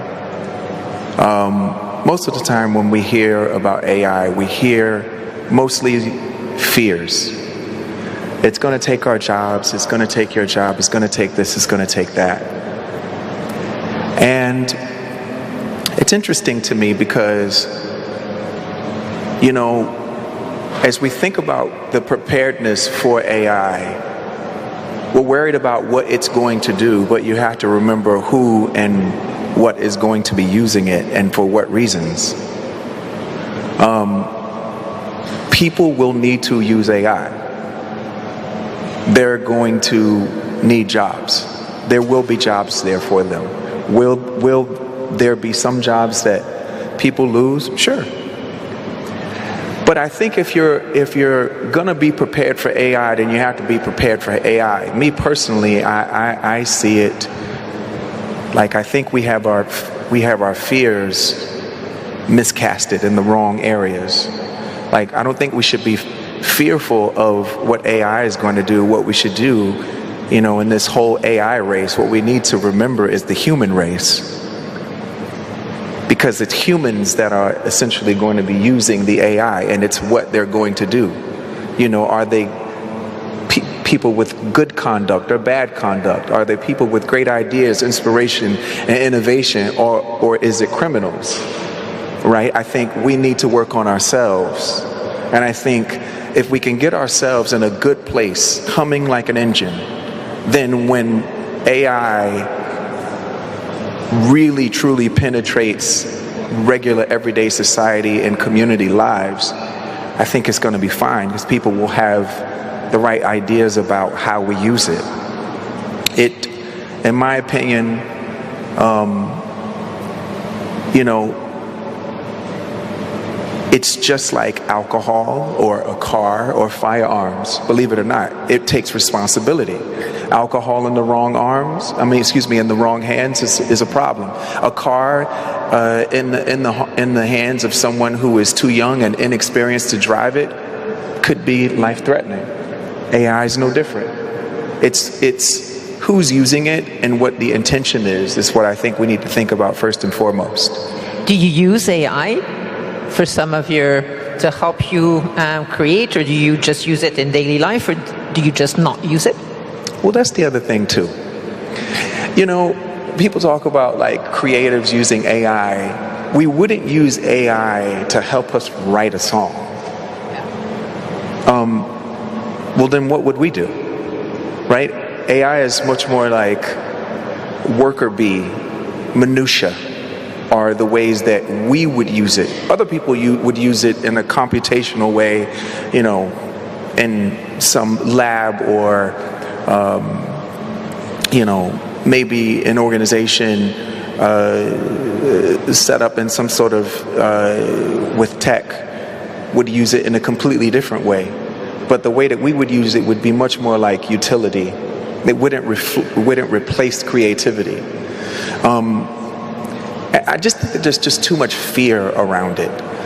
And, you know, there was a whole thing around the year 2000 as well, but we're fine. We survived that. Or, you know, in my country they call it libraries. Here it's called a bibliothèque. It's still there. You can go visit it. It's not replaced. It's a beautiful place to walk around in, and you can research. But there's nothing like a search engine, right, Sundar? There's nothing like a beautiful place where you can go and search. But this is the next step. This is the place where you can not only ask questions, but you can get examples back. I think that's an amazing thing, and I think there's nothing to be fearful about. It's just, we just have to be prepared. Just don't treat it the way we did when we brought alcohol into the conversation, or how we did cars. We need to treat this a little bit different. This is a great opportunity for us as a species to move forward with utility. Well, thank you. I think we've heard over the years lots of comparisons for AI, but alcohol is one that I hadn't heard. So, but I take great comfort from your vision, which is really of AI augmenting artists and your job.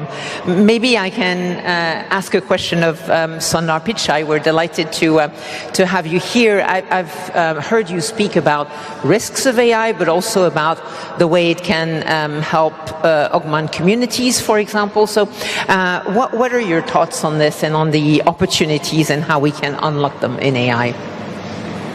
So first of all, thank you, President Macron, Prime Minister Modi. It's great we are having a conversation on such an important topic. Look, at Google, we have felt this important tension, both, the wonderful opportunities AI presents. It's obviously a dual-use technology, like you gave examples, and so the risks that come with it. So we actually encapsulated this tension as, a bold and responsible, that our approach needs to be both bold and responsible, and there is tension between it, but we grapple with it. The reason we need to be bold is, it is so obvious as we are making progress, how profoundly it'll impact many areas. The best example I can think of is with AlphaFold, we've now unlocked, how to decode protein structures. Just so that everyone understands, it used to take one person their entire PhD to do one protein. And within 3 months, AlphaFold unlocked over 200 million protein structures. Now it's an open database, and already we see hundreds of thousands of researchers and biologists using it to develop vaccines, etc. So you can so tangibly feel the impact of progress. So you feel a moral imperative to be bold and accelerate progress there, right? And when it comes to the economy, it's very clear that you'll be unlocking more productivity. And I do worry people who don't adopt it, countries which don't embrace it, can get left behind through this crucial moment. So those are all the opportunities we see, and we want to lean in to drive that progress. Obviously, as Farrell mentioned, it's a technology with dual use, and how do you make sure the bad effects don't propagate? Examples where we are working on, we slow down and think about image generation or video generation. It will both unleash creativity in the tools of artists and so on, but people can use it to create deep fakes. So we are early on working on technology like SynthID, watermarking technology. We will need standards, and those are areas where governments and private companies can work together to create a standardized way to detect deep fakes, right? And so you have to take that balance as we move through this, and we embrace it. We cherish the tension, we debate it, and we all need to do that more, I think. Well, thank you so much, and thank you for highlighting the area of AI and science First of all, of course, the AlphaFold is absolutely fascinating and led to a Nobel Prize or Nobel Prizes, which is really impressive. But yeah, what you said about also being mindful about standards and tools and open source tools for open science, I think is particularly important. Maybe let me come back to you in terms of this technology which has an impact around the world. Do you see a challenge in potentially having this opportunity developing more in developed markets, in Western economies, and maybe not around the world? Do you have any thoughts on whether you have fears about that and whether you could see a need for action in this direction?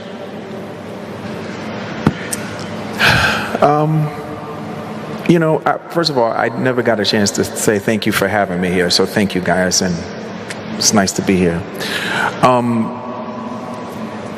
I just think that we need to stop using the word fears. Like, I just don't think it's good for the progression of just our species. It's just not really done well for us. Calling this unlocking opportunities. Yes, we're on opportunities. Yes, it's you know. Listen, there's one thing for us to be concerned, but not for us to be fearful. You know, it's a utility, and it can make life, and it's also an accelerator. It can make life a whole lot better, a whole lot quicker. But it depends on who's using it as to whether it goes bad quicker. You know, for me, I feel like this is something that the world needs, but I think we need to be ready with ourselves before we fully engage. I don't think that it's about the jobs being lost. I think it's about perspective, and I think it's about what our intentions are. You know, what are you going to do with it when you use it? And we're trying to help people understand. But again, this has been created by brilliant code writers who probably shouldn't be the ones communicating about what it's going to do and what it's going to be. That's because, a good point. You know, in their minds, it's like, they're going to take your jobs. Well, the average person hears that, and it freaks them out. But this is no different than, like I said, search engines being created. There was this whole thing on how libraries are going to be burned down, and you know, they were not going to use them anymore, and that's not what's happened. What's happened is search engines make things a whole lot easier. People got answers a lot quicker. Well, now you're going to be able to get renderings and ideas and examples a lot quicker.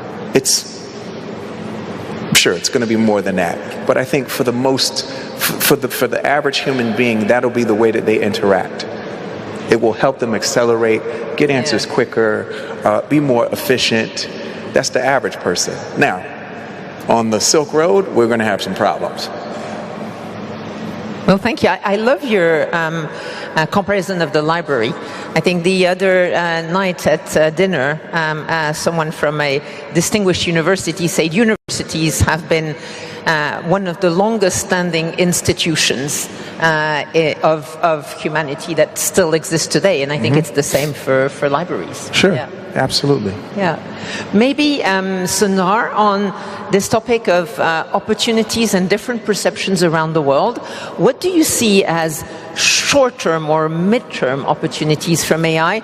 Let's say not 10 years, we don't know what AI will be in 10 years, but and maybe not what we know today, but 2 to 4 years from now, and around the world, what do you see as opportunities and ways to make sure they become reality if it's, in case it's not obvious that this happens just by itself?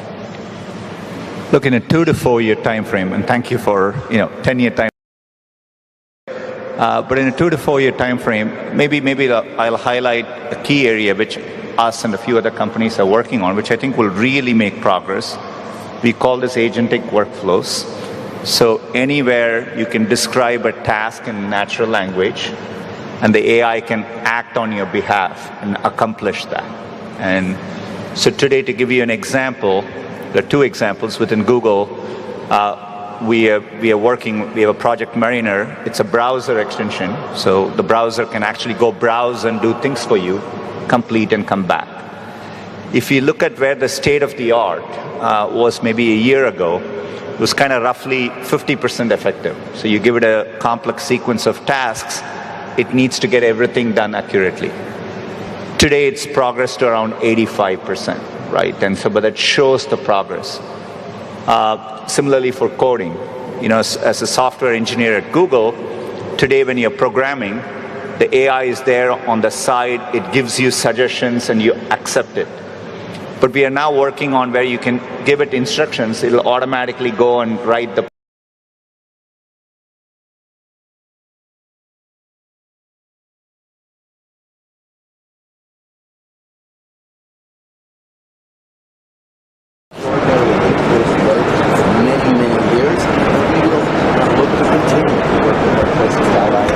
radiologist looking at images, a doctor engaging with the patient, all of that is going to be assisted, and it's going to deeply be embedded in your workflows.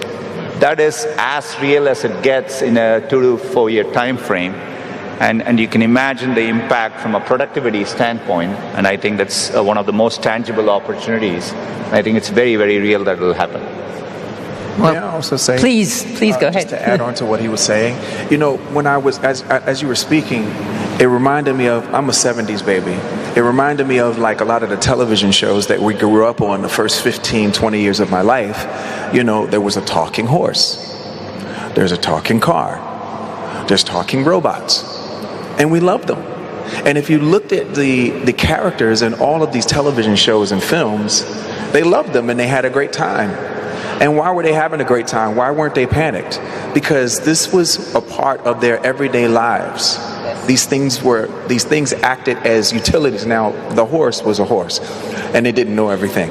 But the cars and the robots that I remember, they knew everything. You could ask them anything. And I remember a lot of the protagonists, their lives being made a lot easier and a lot more convenient and efficient. And it's going to be no different than that. The things that we worry about, like I said, are the bad conductors. Yeah, and we do get used to things once we've had them for a while. Excellent. I think this has been a very interesting discussion. I'd like to thank you both. I'd like to thank our speakers on this topic.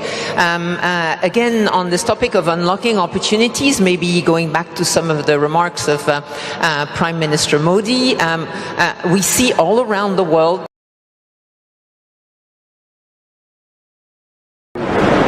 doing more together, not fighting with each other.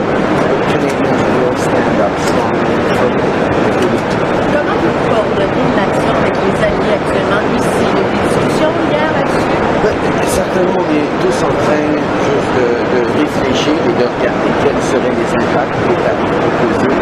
Des conversations initiales. These decentralized innovation hubs. And to this effect, it gives me great pleasure to welcome to the stage Martin Tisney, CEO of AI Collaborative, who's been working as part of the AI Action Summit team, to tell the foundation, the current AI partnership that is being unveiled today. Martin, you have the floor. Good morning.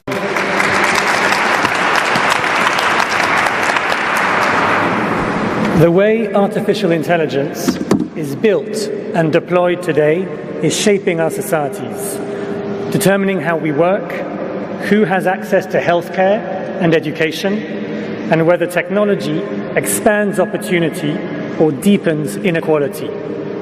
But too often, the public interest remains an afterthought.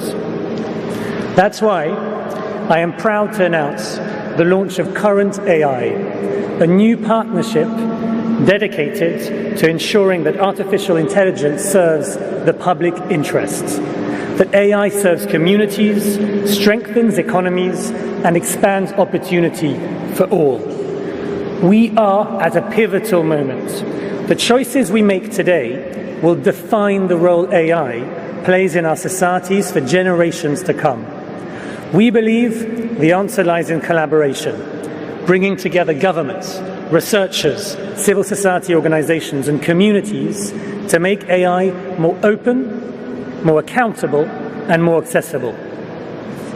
Public interest technology is both about preventing harm and at the same time, it's about creating a better future. Imagine an organization using AI that helps oncologists provide tailored treatments to their cancer patients. Imagine AI as a spark for our children's imagination that fires up their creativity rather than dulls it. These are the kinds of possibilities we unlock when AI serves the many, not just the few. Current AI will expand access to high-quality data sets, will invest in open source tools, and develop systems to assess and evaluate an environmental impact. I invite all of you to join us in this effort because the future of AI isn't something that happens to us. It's something we build together. Thank you. Artificial intelligence is the cognitive industrial revolution. Technology is a strong enabler for humanity. It's super important that we act now together when it's possible to shape it, whereas later where we might regret not doing anything. We're at an historic moment here in Paris as the group meets to think through what are the implications of these technologies for society. The question is, will technology drive what our humanity will look like, or will our humanity drive our future? We have the benefit of this revolution in technology coming hot on the heels of the past 15 years of social media, where we've learned so much about what can go right and what can go wrong. Well, innovation is great, but I don't believe in innovation for innovation. I think it needs to be innovation with a purpose. Current AI is an exceptionally promising initiative that brings together funders and others to figure out how we can help shape this technology in a way that serves humanity in a very inclusive manner. Current AI partnership that brings together governments, philanthropy, civil society and companies to unlock opportunities from AI and at the same time minimize harms. It's everyone's responsibility to create AI that works in the public interest. Just having AI does not create the outcomes that we want. Having guardrails, having government, having institutions that are willing to create norms and standards and expectations for these powerful tools and technologies are deeply important. Our focus is really threefold. Accessible and available data in privacy-preserving ways, open source AI, ensuring that the open source AI ecosystem is resilient, and the third one is deeply involving the communities that are impacted so that we are problem-centric. There's a lot of opportunities around applications. In my country, we're investing heavily in agriculture because our population is growing. We have to be able to feed ourselves.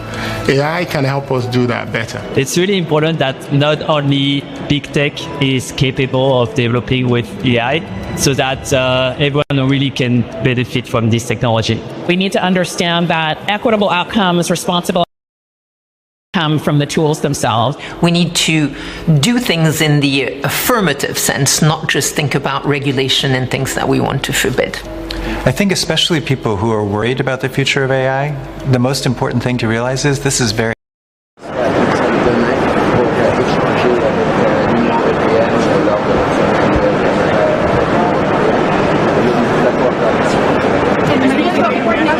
JD Vance. As usual, it's a great opportunity to speak to a range of leaders and what are the important messages that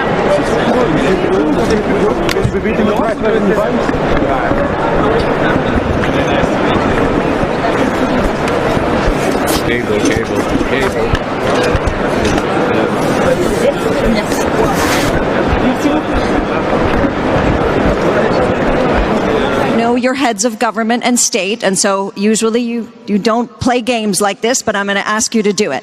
And my question is something that was raised by Pharrell Williams. The question I'm going to ask you is, are you more fearful than hopeful about AI, or are you more hopeful than fearful? And I would like to see your hands raised. So the first question, which of you is more fearful than hopeful about AI? A room of optimists. A one. Okay, and let's just check that everybody's awake. How many of you are more hopeful than fearful about AI? There you have it. A lot of people didn't answer, okay? So some of you are 50-50, I would imagine. Okay, so with that very optimistic audience, we go to the second session.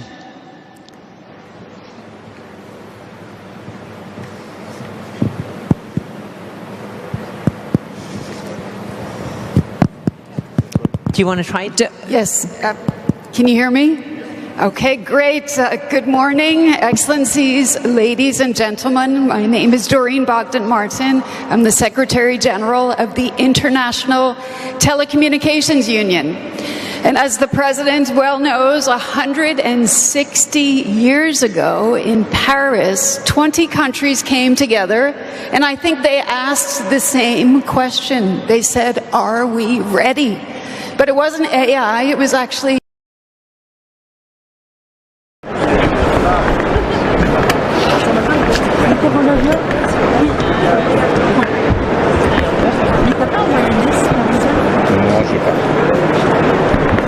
Mr. Guterres, Secretary. So I'm delighted to be moderating this closing panel of such a fantastic summit, one that I think has given us a glimpse, a sort of glimpse into a future where artificial intelligence can drive progress for people and for planets in unprecedented ways. As we saw, we have a room of optimists here, many people filled with hope, as am I, to see how we can use artificial intelligence to eradicate disease, to boost food production, and also to revolutionize how we learn and how we work. But is humanity prepared for an AI-driven future that feels like it's coming at us faster than ever before? And to help us answer that question, I have the great honor of introducing someone who deeply understands both the challenges and the opportunities of artificial intelligence and how it is already transforming our world. Someone whose vision and foresight led to the adoption of the Global Digital Compact. So, ladies and gentlemen, as we kick off this final session of the Paris AI Action Summit, please join me in welcoming the United Nations Secretary General, Antonio Guterres. Please.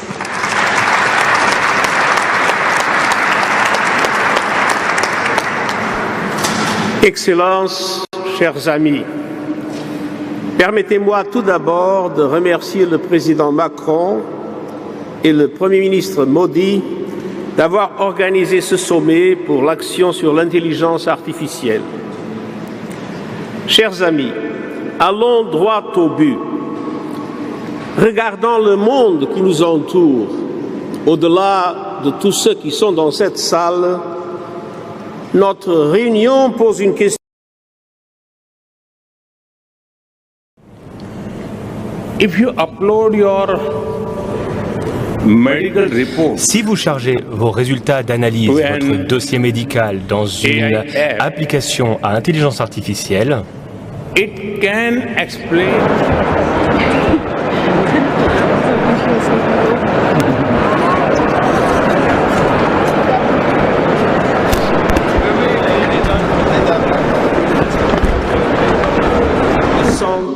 qui révolutionne notre monde, transformant nos modes de vie, de travail et d'interaction, alimentant des avancées majeures dans l'éducation, la santé, l'agriculture, mais mettant également à l'épreuve nos valeurs communes et nos droits fondamentaux. Le pouvoir de l'intelligence artificielle impose d'immenses responsabilités. Aujourd'hui, ce pouvoir est entre les mains d'une poignée de personnes, tandis que certaines entreprises et certains pays se lancent dans une course effrénée avec des investissements sans précédent. La plupart des nations en développement se retrouvent laissées pour compte. Cette concentration grandissante des capacités en matière d'intelligence artificielle menace d'aggraver les clivages. nous devons empêcher l'émergence d'un monde de nantis et de démunis de l'intelligence artificielle. Nous tous travaillons ensemble. Nous devons faire que l'intelligence artificielle puisse combler le fossé entre les pays développés et les pays en développement et non le creuser. Elle doit accélérer le développement durable et pas perpétuer les inégalités. Excellencies, the United Nations offers an inclusive, transparent and effective platform for AI solidarity. And we are working to strengthen the platform. The Global Digital Compact, adopted at the Summit of the Future, established the first universal agreement on the governance of AI. It brings the world together around a shared vision, one where technology serves humanity, not the other way around. The creation of an independent international scientific panel on AI will be central to translating this vision into reality. By pooling global expertise, the scientific panel will promote a common understanding of AI risks, benefits, capabilities and opportunities, and help bridge knowledge gaps. I urge everyone to support the creation without delay. Member States also agreed to establish a global dialogue on AI governance within the United Nations to ensure that all countries have a voice in shaping the future of AI. Through the global dialogue, we can align governance efforts around the world and reinforce that interoperability, uphold human rights in AI applications, and prevent misuse. The UN provides an inclusive forum for cooperating, complementing existing mechanisms such as the OECD AI principles, G7 and the Global Partnership on AI, as well as regional efforts by the African Union, the European Union, ASEAN and the Council of Europe. And I am confident that discussions at this summit will help enrich this dialogue. The Compact also calls for building AI capacity in developing nations. And this is not only about technology diffusion. We need concerted efforts to build sustainable digital infrastructure at an unprecedented scale. Foster talent to develop, deploy and maintain AI systems. And ultimately, empower peoples and nations to become not just users, but active participants in the AI revolution. A global AI capacity building network, as proposed by a high-level advisory body on AI, is an economic necessity and a moral imperative. Today's launch of Current AI, a public interest partnership, is an important contribution. I will soon present a report on innovative voluntary financing models and capacity building initiatives to help all countries harness AI as a force for good. And finally, we know that AI can be a force for climate action and energy efficiency. But we also know AI power-intensive systems are already placing an unsustainable strain on our planet. So it is crucial to design AI algorithms and infrastructures that consume less energy and integrate AI into smart grids to optimize power use. From data centers to training models, AI must run on sustainable energy so that it fuels a more sustainable future. Excellencies, I began with a question. Let me end with a few more. Who decides what problems AI should or should not resolve? Who benefits most from its deployment? Who bears the cost of its mistakes? These questions affect everyone, and so the answers must also involve everyone. It is in all our interests for governments and technology leaders to commit to global guardrails, to share best practices, and to shape fair policy and business models.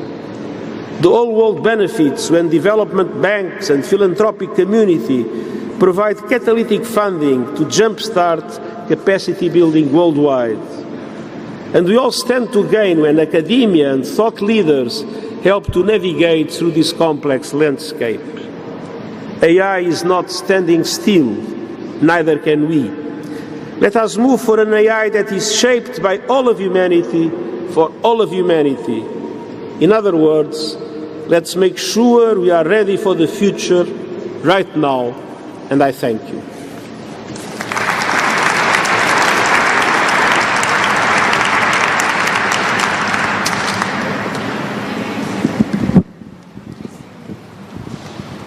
Secretary General.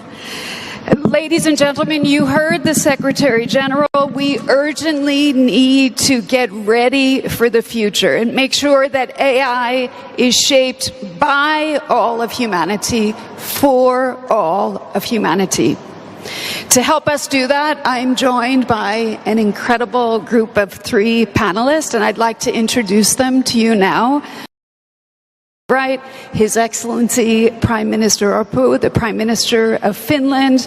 To my left, we have Dr. Fatih Birol, the Executive Director of the International Energy Agency. And back to my right, we have Madam Soo-yeon Choi. She is the CEO of Naver, South Korea's largest internet company and provider of digital services, from search to robotics, cloud solutions, and of course, AI.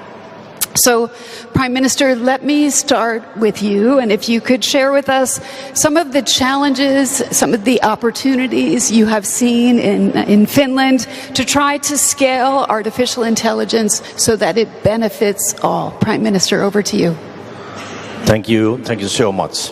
Your Excellencies, let me first extend my thanks and congratulations to President Macron and the government of France for making this summit reality, and also to Prime Minister Modi co-hosting this very important summit.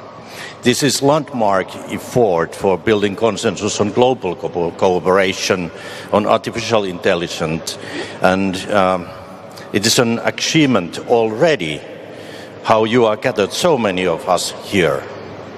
And I want also to recognize the important role that the United Nations plays in building global consensus on these matters. Thank you very much for your speech, Secretary General. As a Prime Minister of Finland, I saw huge potential on AI. Potential to strengthen our welfare and security, to boost sustainable economic growth. But as a first answer to your question, how have we solved the challenges in scaling the use of AI in Finland? So we have invested in the infrastructure we need to harness the benefits of AI.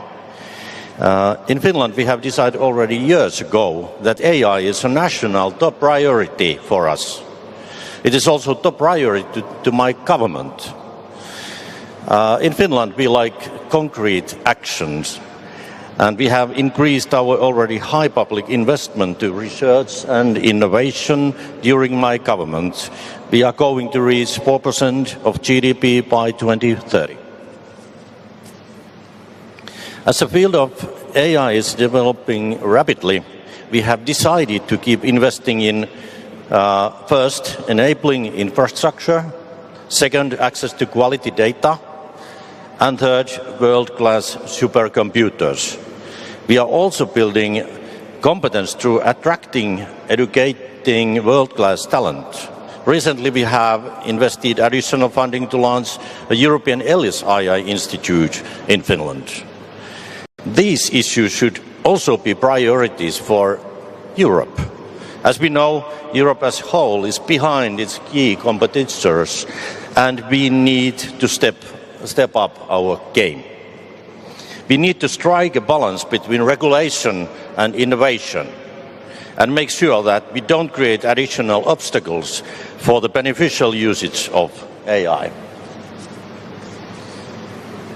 In Finland, we have many world-class companies in addition to a growing startup ecosystem. These include Finnish-French Nokia, which invests heavily in AI-powered networks, and the elevator and escalator operator Kone, known for AI expertise such as predictive maintenance. I see AI being closely connected with protecting rule of law and democracy. We need AI that is aligned for our values. This is where international cooperation in AI governance is critical. The point is public-private partnership. As a small country, we can be fast and cooperate flexibly across sectors. Our national AI strategies have always been prepared in close collaboration with all stakeholders. This is natural for us. In our case, public and private sector investments are coming together to take AI research and application in Finland to the next level. Finland was recently chosen to host one of the 7 European AI factories, and we are already working to build next-generation pan-European supercomputers through Lumi AI. Serious investments in quantum computing are also taking place in Finland.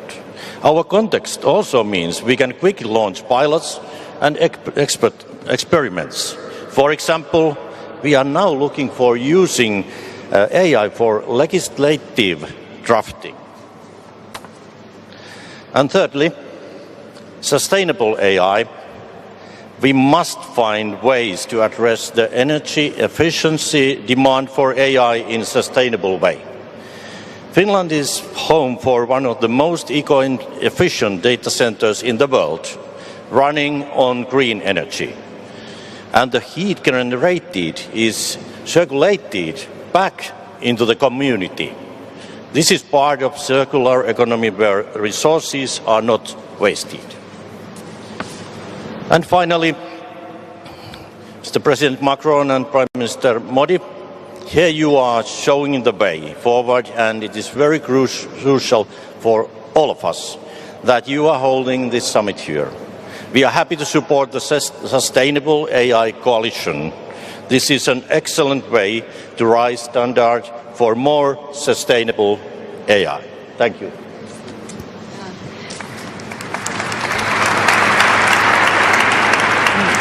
Thank you so much, Prime Minister. I appreciate the points, in particular about the public-private partnership, of course, the sustainability angles.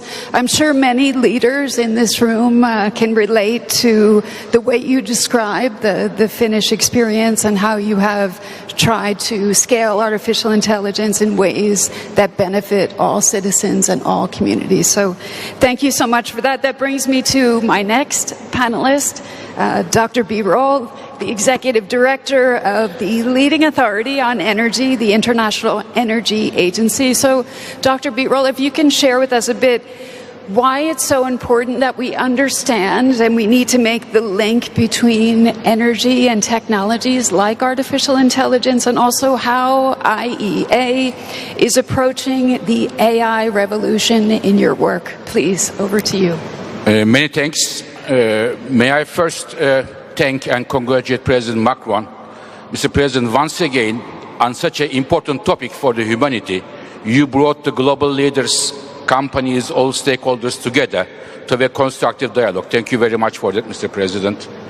And also congratulations, Mr. President, in the year, already in 2017, 8 years ago, you have identified AI as a key topic for France and beyond. Also, thanks to Prime Minister Modi for co-hosting this event, and also congratulations for the recent India AI mission strategy and making strong steps. As we speak now, ladies and gentlemen, the largest data center of the world is being put together in Gujarat. It's a huge data center. Congratulations, Mr. Prime Minister, for that. I would like to talk about very briefly on the AI energy nexus. And it is, I can tell you, it is not an easy one, not a straightforward one. It is creating challenges for the energy, but also opening opportunities for the energy sector. And at the end, I will make an announcement which I believe is of interest to many of us here. So, first the challenge. In the global energy sector, we have already many challenges. And now, on top of that, with the data centers, there is an additional need for energy, electricity. There is no AI without energy. Just to put in a context, one medium-sized data center consumes electricity as much as 100,000 households. Just to give you the context, so much electricity is needed. And AI companies, rightly so, want to have secure electricity, affordable electricity, and sustainable electricity. Therefore, the countries that have the electricity supplies secure, sustainable, and affordable, they are one step ahead of the others because they are ready. Now, when we look globally, as we do in the IEA, we already see the electricity demand trends being impacted with the additional demand coming from data centers. But the problem is the following, dear colleagues. A data center you built in less than 1 year, but a transmission line for electricity you need about 5 years to build. There is a decalage, there is a gap of time between those two, and how to make sure that the governments, tech companies, and the energy industry work together is a key challenge for all of us, and it's a key topic for this meeting as well. We look at the all data centers investments in the world which have the FID for the next 5 years. Thousands of them are going to be built. And we look at the electricity supplies coming, and there is a significant gap which may delays or cancellations of some data centers project. So this is the challenge in front of us, of the governments finding electricity for the data centers in a clean way, in a secure way, and in an affordable way. So this is the challenge. What about the opportunity? Now, AI accelerates the innovation in energy technologies. For example, battery chemistry, much cheaper, much more environmentally friendly, will come soon as a result of AI. We are going to see that AI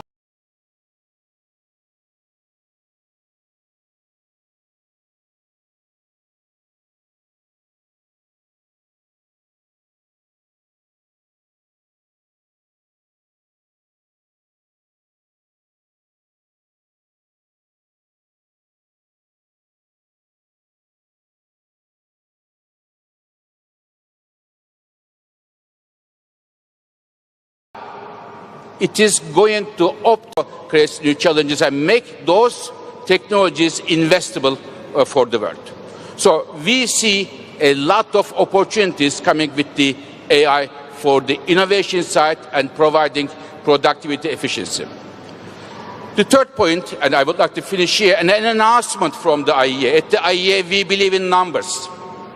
And when we come to AI and energy, there are many uncertainties. It is very new. So we have decided this coming April to launch an IEA observatory for energy and AI, where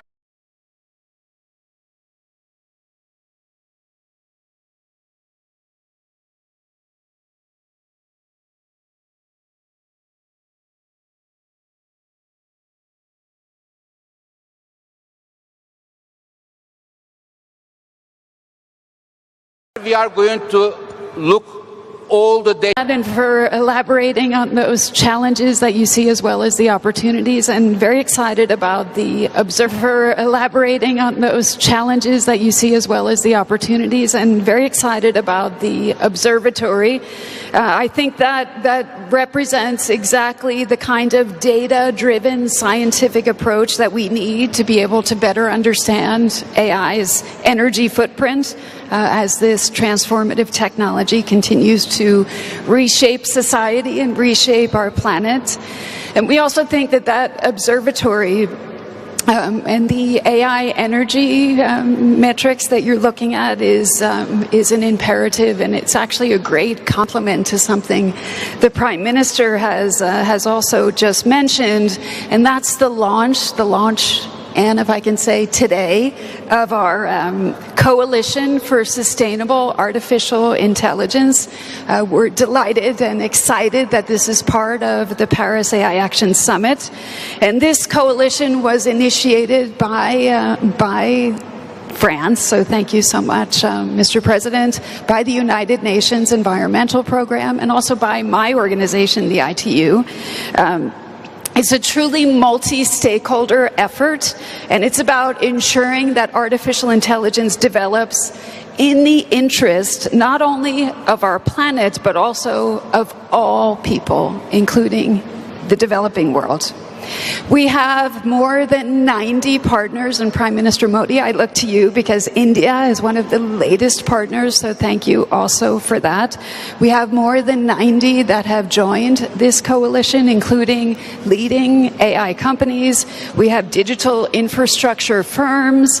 We have AI research labs. We have NGOs. We have investment firms. And I think it's actually a historic moment where we show that we can do good things when we join forces, we collaborate, and we advance for a common cause and purpose, which is sustainable artificial intelligence. At the ITU, we're also proud to be contributing to this effort. We want to make sure that all countries have the tools, have the instruments to benefit from AI. We're excited to bring our AI for Good platform also to the fore, where we're focused on skilling, we're focused on innovation as well. We have the CODAS work that we're doing that focuses on sustainability for digital services, and we're also working, of course, with our standards partners. We've heard standards mentioned this morning by many. So looking at sustainable AI standards and also advancing climate commitments through our green Digital Action Initiative. I think it is quite a global effort. It spans all regions, and look forward to taking it further. And that next and final panelist who's also part of this coalition, so thank you, Soo-yeon Choi from Naver for being part of it. If you can share with us a bit on the sustainability piece, but also shifting a bit the conversation, how you're using AI to work at scale to enrich both culture and productivity. Over to you. So this is 12-1, so good afternoon, everyone. I'm Soo-yeon Choi, CEO of Naver. So first, I'd like to express my gratitude at this meaningful event. And for some of the audience that maybe is not so familiar with Naver, I'd like to introduce about our company. Naver is one of the few companies that has defended its domestic search market, hence its own leadership, without any other government intervention. We are also the third company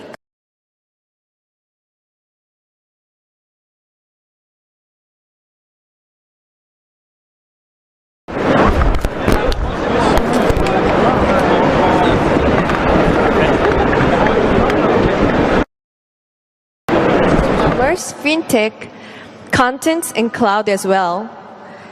This is very interesting. Today's topic, are we ready for the future? It is the question. It is all of our employees has it in our mind, because we are not as big as global giant, but we successfully survive for now. For Naver, Diversity is one of our most important values because we are the search engine. So if you ask me how we survived, I can answer that because we are always serious at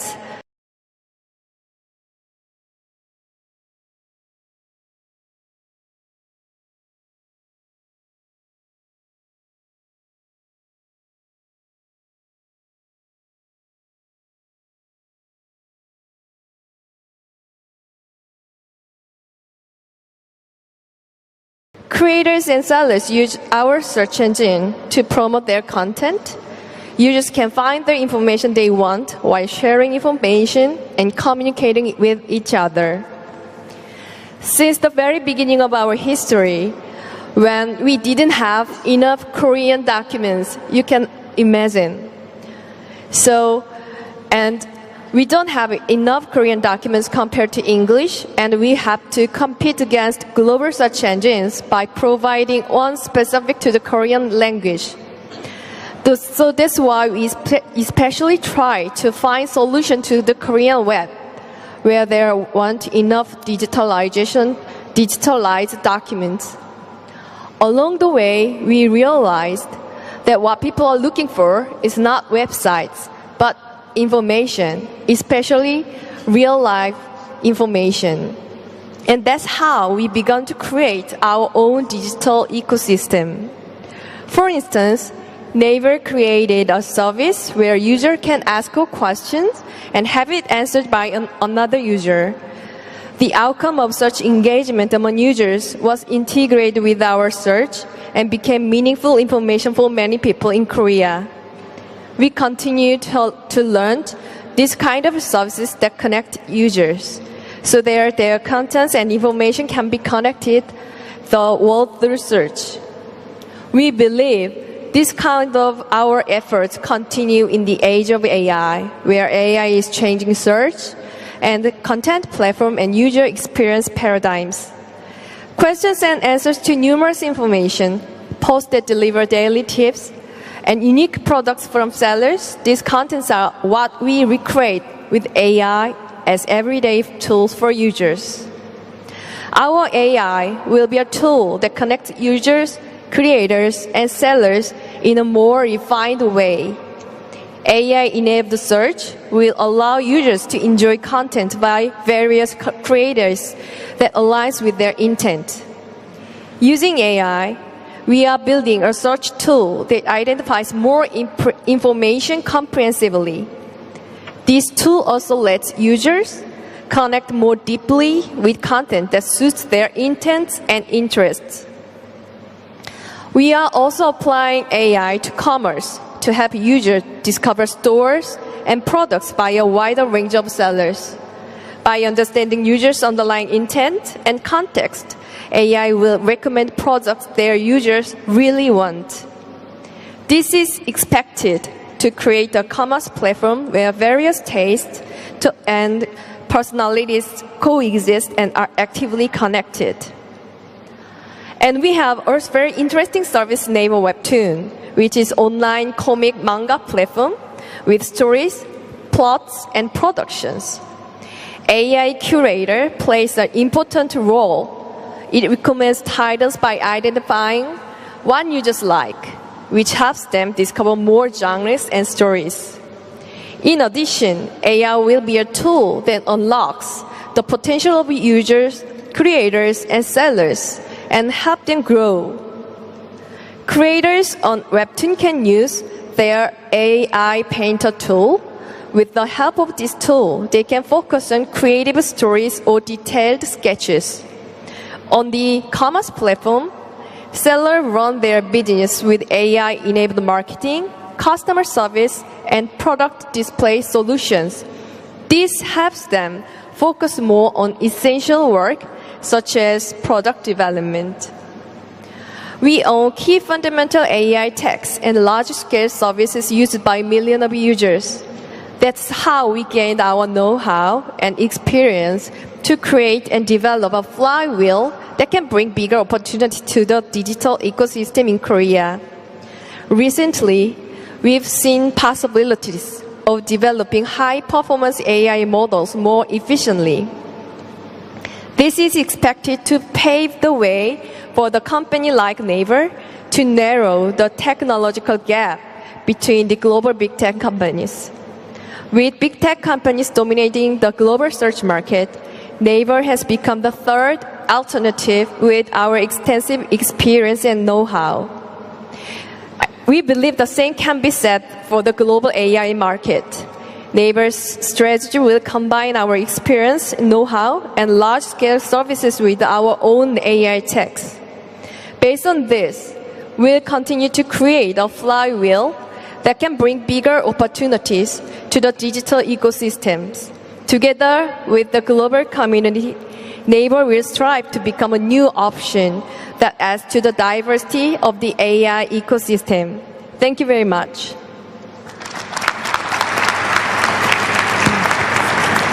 Thank you. Thank you so much for sharing the Naver story and how you leverage the local context to create such a thriving digital ecosystem.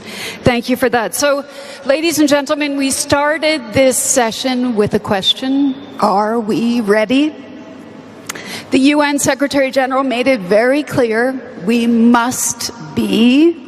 And I want to thank my three panelists. Thank you for sharing how we can get there and how we can do it sustainably. Thank you for that. I think with countries like Finland that are already adopting and scaling artificial intelligence with an inclusive, iterative, agile approach to innovation, with international organizations like IEA bringing essential data and analysis to help inform the global dialogue on energy and artificial intelligence, and of course with companies like Naver, making sure that AI is actually relevant to local markets, to cultures, because that's how we can make sure that no one is left behind in this AI revolution. Most of all, we need the international multi-stakeholder cooperation. I think that's something that's also been shown in our Coalition for Sustainable Artificial Intelligence. I do think we are better prepared than ever. I think we are prepared to ensure that AI is beneficial, that it's beneficial to all of humanity, to people and planet.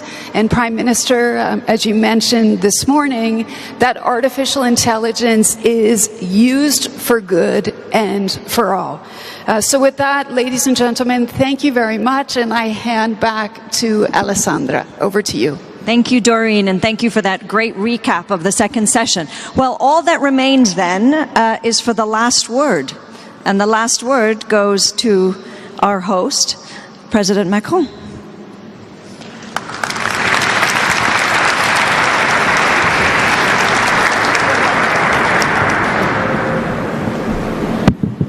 Bien, chers amis, merci beaucoup. Merci pour votre présence, votre participation pour ces journées, ce sommet de l'action. 700 participants du monde entier se sont retrouvés.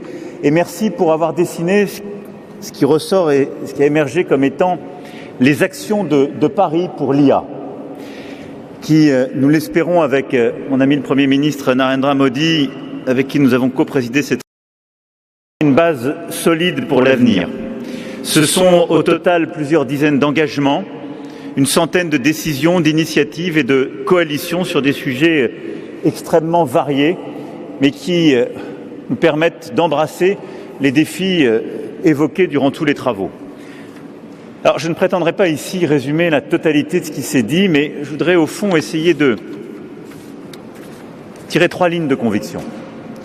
La première, c'est que nous sommes tous convaincus que nous sommes dans un moment d'innovation et d'accélération. Et c'est pourquoi il y a eu tout au long des débats, on l'a encore vu aujourd'hui,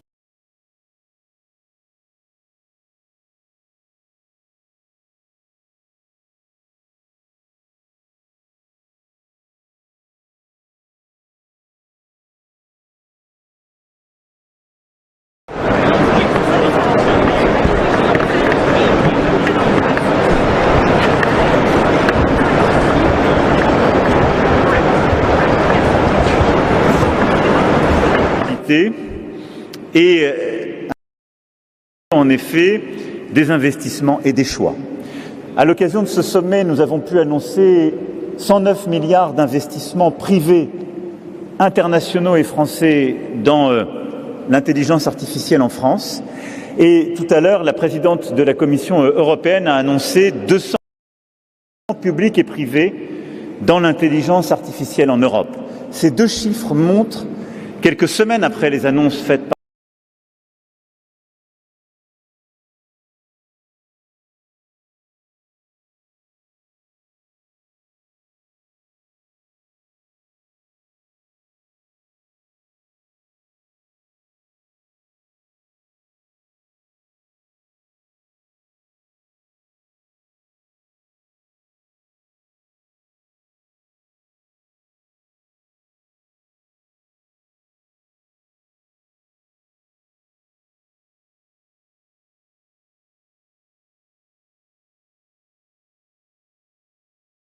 de création de data centers à travers l'Europe pour la recherche publique et les start-up. Nous avions dans la défense et la sécurité plusieurs grands groupes français internationaux ici présents ont conclu la défense et la sécurité. Plusieurs grands groupes français internationaux ici présents ont conclu des partenariats importants pour justement signer avec des nouveaux acteurs de l'intelligence artificielle ces partenariats et saisir ces opportunités. Nous sommes au fond convaincus que l'intelligence artificielle va nous permettre de mieux apprendre, de mieux nous soigner, de mieux travailler, de mieux vivre au fond dans nos sociétés. Et c'est un sujet, oui, de compétition, d'innovation, de souveraineté, mais nous sommes à un moment d'innovation et d'accélération. Le deuxième message, c'est au fond comment bâtir la confiance. Et je crois que pour sortir du dilemme risque-opportunité, pour éviter tout de suite aller vers la régulation qui s'impose et qui pourrait bloquer l'innovation, le défi qui nous est tous posé, et il est évidemment au gouvernement, mais à la société civile, aux acteurs privés, aux grands investisseurs, c'est de savoir comment la confiance à l'égard de l'intelligence artificielle et de sa diffusion est maintenue. Parce que ce sera la clé de sa réussite.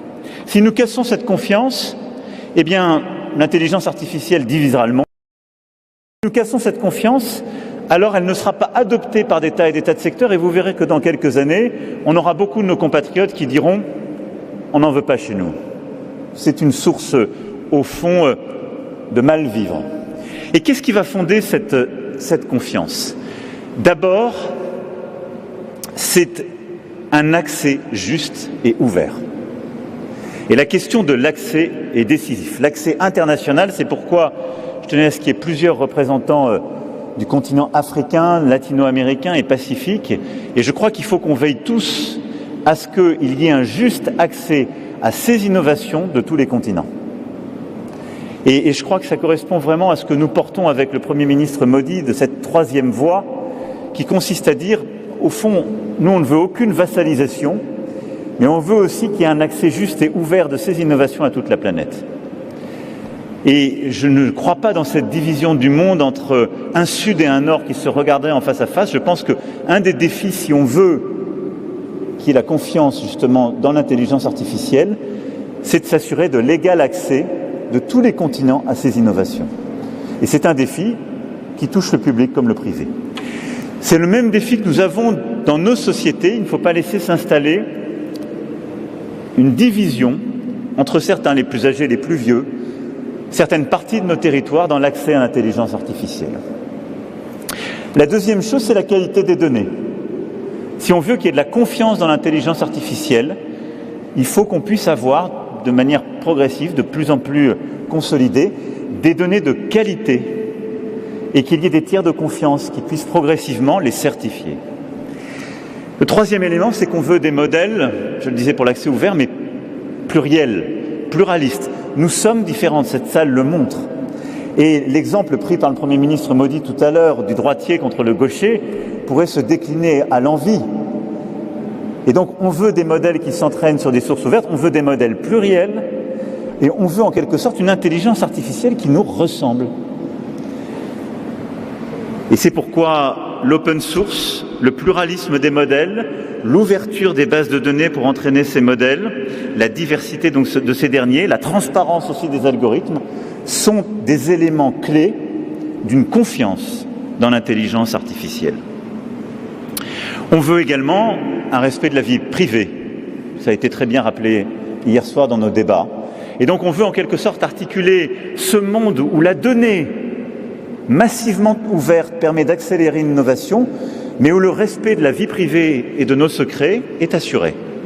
Et donc un cadre de confiance qui permet à chaque citoyen d'avoir justement la garantie que la privacy, tout ce qui constitue sa vie privée, est respecté. On veut un cadre de confiance qui nous permet de distinguer les deepfakes des informations qui nous permettent de choisir. On veut un cadre de confiance qui nous permet de protéger nos instances des attaques cyber, et donc qui nous assure une vie tranquille dans l'intelligence artificielle. On veut un cadre de confiance qui respecte la créativité, et donc ce que chacune et chacun fait qui lui revient, le droit d'auteur, les droits voisins, qui permettent à des artistes, des créateurs, des photographes, des journalistes d'être défendus dans leurs droits. On veut un cadre de confiance qui évite une utilisation de l'intelligence artificielle pour le contrôle de masse ou la destruction d'autrui, et donc ce qui est le cœur même de l'ordre public dans lequel nous vivons. Et on veut un cadre de confiance qui articule une intelligence artificielle si gourmande en énergie et notre souci de la planète et de la biodiversité. Et donc on a besoin de favoriser une intelligence artificielle qui va chercher de l'électricité décarbonée et surtout des modèles beaucoup plus frugaux qui vont nous permettre d'utiliser moins d'énergie. Ce que je dessine là, en quelque sorte, ce sont les communs, les piliers, et ce ne sont pas le problème des autres. En quelque sorte, un problème que les innovateurs renvoient à tous ceux qui auraient à gérer le reste. Ce sont des problèmes natifs de l'intelligence artificielle. C'est ce qui fait que nous aurons confiance ou pas dans l'intelligence artificielle, qu'elle viendra s'inscrire dans nos vies, dans la manière dont nos pays se tiennent, nos peuples vivent et l'ordre international peut se tenir. Et donc cette notion de confiance et les quelques paradigmes, les quelques principes que je viens de livrer, c'est le cadre dans lequel nous devons nous inscrire. Alors, nous avons lancé des premières coalitions et actions concrètes pour y répondre. La Fondation Current AI, elle y répond. Et donc ce seront 400 millions d'euros qui seront d'ores et déjà investis. La France y contribuera à hauteur de 100 millions d'euros, mais je veux tous vous inviter à y entrer. C'est en quelque sorte un partenariat public-privé où on va essayer de répondre à ces questions de confiance. Et par exemple sur la question des données, en créant un tiers de confiance qui va garantir justement la nature des données, leur sécurité, leur qualité. La coalition pour une IA durable, c'est une initiative qui permet de répondre à cet élément de confiance et qui va donner de la transparence, mais qui va aussi engager les acteurs publics et privés à aller dans cette direction. Les observatoires que nous avons décidés, sur à la fois le social comme l'énergie, c'est des cadres de confiance artificielle. Et donc nous posons là les bases, à côté de l'innovation et de l'accélération, de ce qui va permettre à l'IA d'advenir et de tenir, c'est-à-dire les clés de la confiance. Et au fond, un ordre commun. Et c'est ce qui me conduit à ma dernière remarque. Tout ça doit nous conduire à défendre et à faire vivre un multilatéralisme pluriel de l'intelligence artificielle. Avec le Premier ministre Trudeau, il y a 7 ans, sous son égide, dans le G7 que le Canada présidait, on a lancé ce partenariat mondial pour l'intelligence artificielle. Il est abrité par l'OCDE, mais il fait vivre ce dialogue. 44 pays l'ont rejoint, on sera une 60aine bientôt, et il permet de faire vivre ce dialogue autour de la science, des solutions, des standards, entre acteurs de différents horizons et de différentes cultures. Les Nations Unies ont lancé ce pacte numérique mondial, ô combien important, vous l'avez rappelé, Monsieur le Secrétaire Général, et beaucoup aussi, ici contribuent à ce dialogue. L'UNESCO, la francophonie, le Conseil de l'Europe, à travers leurs compétences, mais en apportant aussi toutes les connaissances que ces organisations font vivre.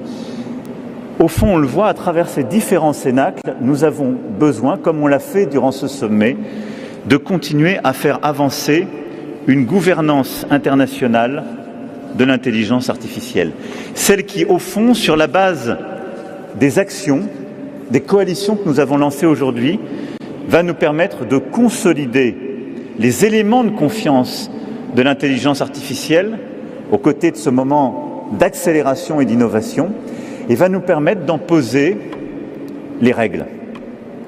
Car nous avons besoin de ces règles pour que l'intelligence artificielle avance. Ça n'est pas de la défiance, ça n'est pas contrarier l'innovation, mais c'est lui permettre d'advenir avec un espace international dans lequel on évitera la fragmentation.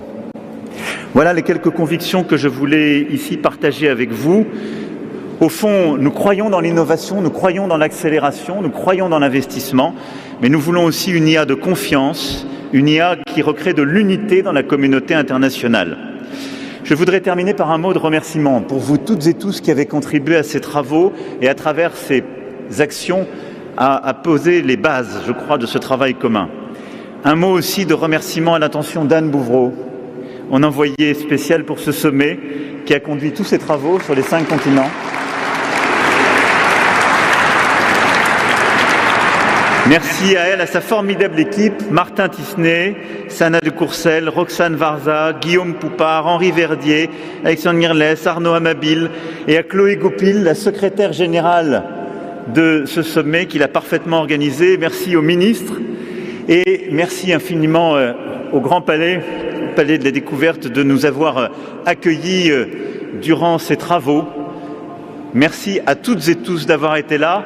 Et maintenant, pour conclure, je veux inviter mon ami le Premier ministre Narendra Modi à nous dire quelques mots et à nous faire une grande annonce. Monsieur le Premier ministre.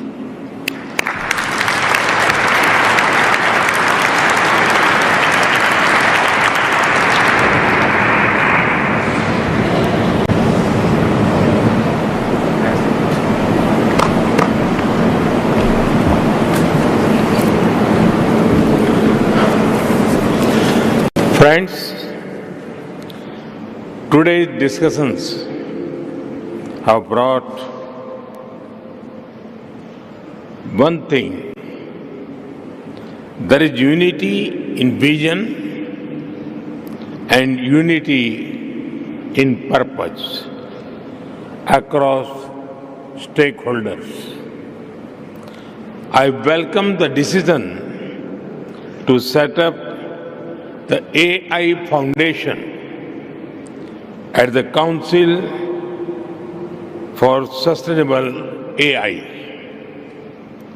I congratulate France and my dear friend President Macron for these initiatives and assure our full support. We must also make the global partnership for AI truly global in nature. It should be more inclusive of the global South and its priorities, concerns and needs.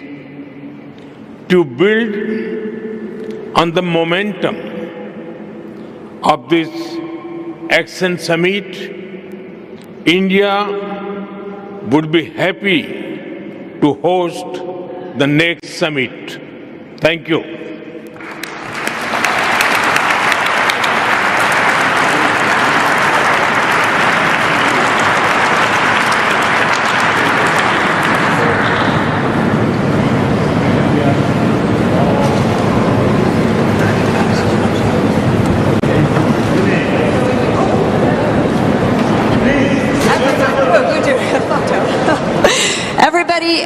Everybody up for a group photo with the co-hosts, please.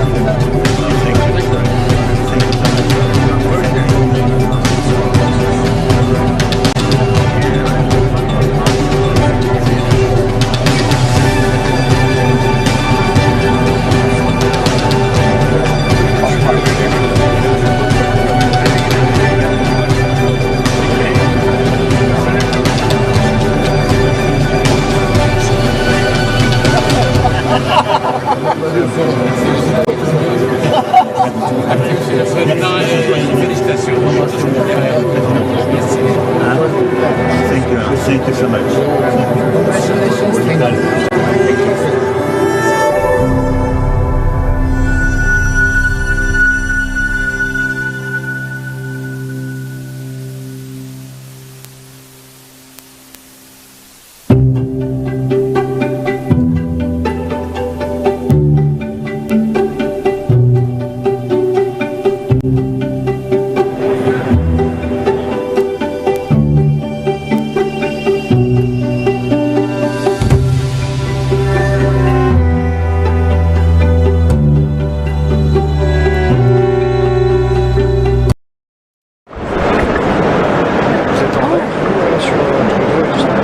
Mais t'avais de l'audio, donc tu as une